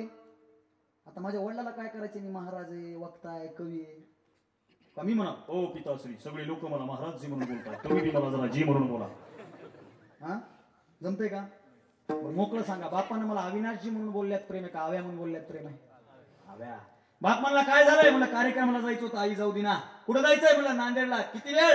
म्हणलं, जायला 2 तास, यायला 2 तास, कीर्तनाचे 2 तास, सगळा 6 तासात. ओके जा. म्हणलं, खरं जाऊ का? जा, खरं सांगा. वडील म्हणले, जा रे, एवढं सीजन असते पुन्हा काय? लॉकडाऊन आल्यास तुलाच बघत बस नाही. आई म्हणली, जरा तब्येत बघा. वडील म्हणले, तरुण रक्त आहे, आत्ताच महाराष्ट्र फिरून घेऊ दे, महाराष्ट्र पालता घालू दे, महाराष्ट्रात फिरू दे, कष्ट करू दे, 10-15 वर्ष झिजू दे. 10-15 वर्षात महाराष्ट्राच्या कानाकोपऱ्यात पोहोचलं, माणसाची जोडाजोडी केली, थोडी पैशाची जोडाजोडी केली, तर उरलेलं आयुष्य आनंदात जगल. आणि त्याला जर गावातच 10 वर्ष मजा मारीत ठेवलं ना, तर उरलेल्या आयुष्याला कष्टात जगावं लागेल. अडाणी बापानं सांगितलेलं तत्वज्ञान जगत फिरतोय. समोर बसलेल्या सगळ्या पोरांना सांगणार, आपल्या बापाला माना, आपल्या आईला माना. आईमध्ये देव पहा, बापामध्ये देव पहा. वेळ भरपूर झाला, आपण मला बोलवलं, आपल्या सगळ्यांचे आभार. कीर्तन झाल्यास मला नारळ देताल ना? नाही, ते ओव्हर टाइम धरायचा बरं. आता सगळ्या गोष्टी याच्या. नारळ, चला शेवट, संपलं कीर्तन, जरा फ्रेश बसा. हा, नारळ माहिती? नारळ दुकानात नारळ भेटतं का तिथे? आता तुम्ही बोलायचं मी बोलायचं. नारळ भेटतं का? हा, दुकानात नारळ घ्यायला गेल्यानंतर तुम्ही दुकानदाराच्या मनावर घेता का तुमच्या मनावर? बर, पोत्यातलं घेता का डायरेक्ट दुकानदार देईल ते घेता? हा, बरं, पोत्यात हात घातला की जे आलं ते घेऊन येता का? काय करता? फोडून बघता का? कसं? पाण्याचं घेता का बिन पाण्याचं? मोठ्यानं सांगा. देवाला पाण्याचंच नारळ लागते, बरोबर आहे का नाही? कशामुळं? मला माहित नाही, पण देवाला पाण्याचंच नारळ लागते, बिन पाण्याचं नारळ देत नाहीत. एक बोलू का? नारळात पाणी, त्याची किंमत जास्त आहे, नारळात पाणी नाही, त्याची किंमत कमी आहे. आयुष्य म्हणजे नारळ आहे. आयुष्य म्हणजे नारळ आहे. या नारळातलं खोबरं म्हणजे आपला बाप आहे, पाणी म्हणजे आपली माय आहे. संतोष नारायणकरने लिहिलं, ऐका ऐका दोस्तानो माया बापाची कहाणी, बाप नारळी खोबर आणि माय नारळाचं पाणी, माया नारळाचं पाणी, माय नारळाचं पाणी. जोपर्यंत ते आहे तोपर्यंत त्यांना सांभाळा. ते संपलं की आपलं आयुष्य म्हणजे वरवटी आहे. आणि वरवटीचं नशीब इतकं वाईट आहे. वरवटीत शेंदूर कालवला जातो, मारुतीला लावला जातो, आणि ती वरवटी मंदिराच्या मागे फेकली जाते. आणि त्याची काय अवस्था होती सांगायची गरज नाही. आपल्या माईला आणि बापाला जपा, एवढा अट्टहास व्यक्त करतो. एकदा पत्रिका कुठे? या कार्यक्रमासाठी सुंदर असे गायनाचार्य हरिभक्ती परायण शिवाजी महाराज बिराजदार, श्री हरिभक्ती परायण रवींद्र महाराज मदने, श्री हरिभक्ती परायण हरिश्चंद्र महाराज जराड, श्री हरिभक्ती परायण ज्ञानेश्वर महाराज वाघमोडे. जोरात टाळ्या वाजवा त्यांच्यासाठी, जोरात. मुख्य गायनाचार्य किती? आणि माणसाला शेवटी किती लागतात? मृदंग विशारद हरिभक्तीपरायण गजानन महाराज मुळक आणि मृदंग विशारद हरिभक्तीपरायण बळीराम महाराज यांच्यासाठी एकदा जोरात टाळ्या वाजवा, जोरात. शाबास. यानंतरच्या विशेष टाळ्या. हे मुख्य कार्यक्रम नाही तर मला रिकामे हातान जावं. आजचं ज्यांचं सौजन्य आहे श्री गजाननजी माने, मुरलीधरजी निळक का निलक, मनोहरजी कदम, बद्रीजी नरवडे, बळीरामजी सुराशे, दत्ताजी सावंत. 6 आहेत का? बघू आता बोलू थोड्या वेळा काय झालं. यजमानासाठी जोरात टाळ्या वाजवा. यानंतरच्या विशेष टाळ्या काळजातून वाजवायच्या सत्संग साऊंड सिस्टीम अकोला. जोरात वाजवा. वा वा वा. सुंदर सिस्टीम. एकदा मी त्यांच्याकडे बघायची गरज पडली का? त्याला सिस्टीम म्हणते. नंबर 1. पण सिस्टीम चांगली असते की फायदा बी तोटा बी. फायदा काय? कलाकाराला तो आनंद. तोटा काय? लोक लांब बसते तोट्याला चुनाला. बस इथं पुढं का आहे? इथंच बसायचं, इडा टाकायचं, पचपच थुकायचं. कीर्तनार्जन तंबाखू खाल्ली 5 वर्षात त्याला कॅन्सर होणार म्हणजे होणार. कीर्तनार्जन तंबाखू खाल्ली आळ्या पडून मरणार म्हणजे मरणार. कीर्तनात तंबाखू खायची नाही. यानंतरच्या विशेष टाळ्या हे युट्यूब आणि फोटोग्राफर जोरात वाजवा. काय नाव आहे? माऊली. बरोबर आहे. चॅनलचं नाव विठ्ठल सागर आणि मायबापा विठ्ठला. वा वा सुंदर. दादा टायटल चांगलं द्या. हसून हसून लोक गेले कोमात. आपल्याला कोमात गेलेले बाहेर काढायचे. टायटल सुद्धा सुंदर द्या. युट्यूबर इथे उपस्थित आहेत त्यांच्यासाठी जोरात टाळ्या. यानंतर विशेष टाळ्या सगळे पुरुष वाजवतील माझ्या माय माऊल्यांसाठी.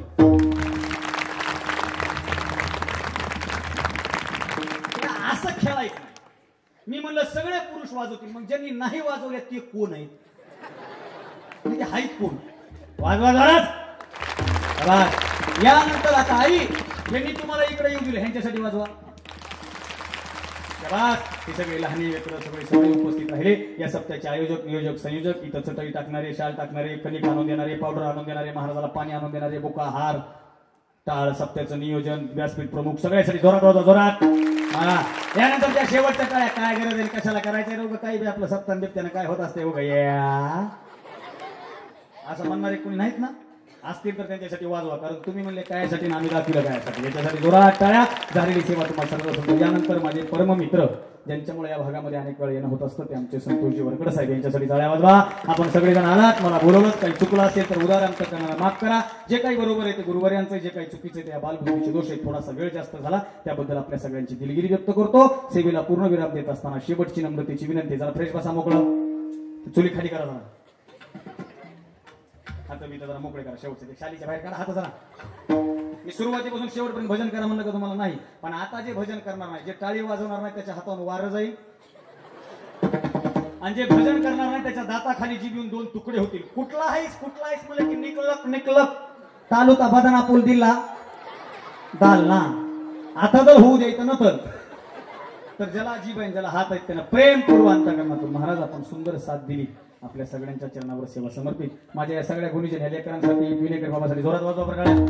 चला झाले कीर्तन होती सेवा. शेवटचं भजन. तुका म्हणे पापे जाती संतांची जपे, घेता नाम विठोबाचे पर्वत जळती पापाचे, विठोबाचे नाम घेतल्यानं पापाचे पर्वत जळतात. संतांचं नाम घोष केला की पाप नष्ट होतो. म्हणून सगळ्यांनी माझ्या ज्ञानोबारायचं, तुकोबारायचं हात वरी करून भजन करायचं. सगळ्यांनी प्रेमपूर्वक करणार. ज्ञानेश्वर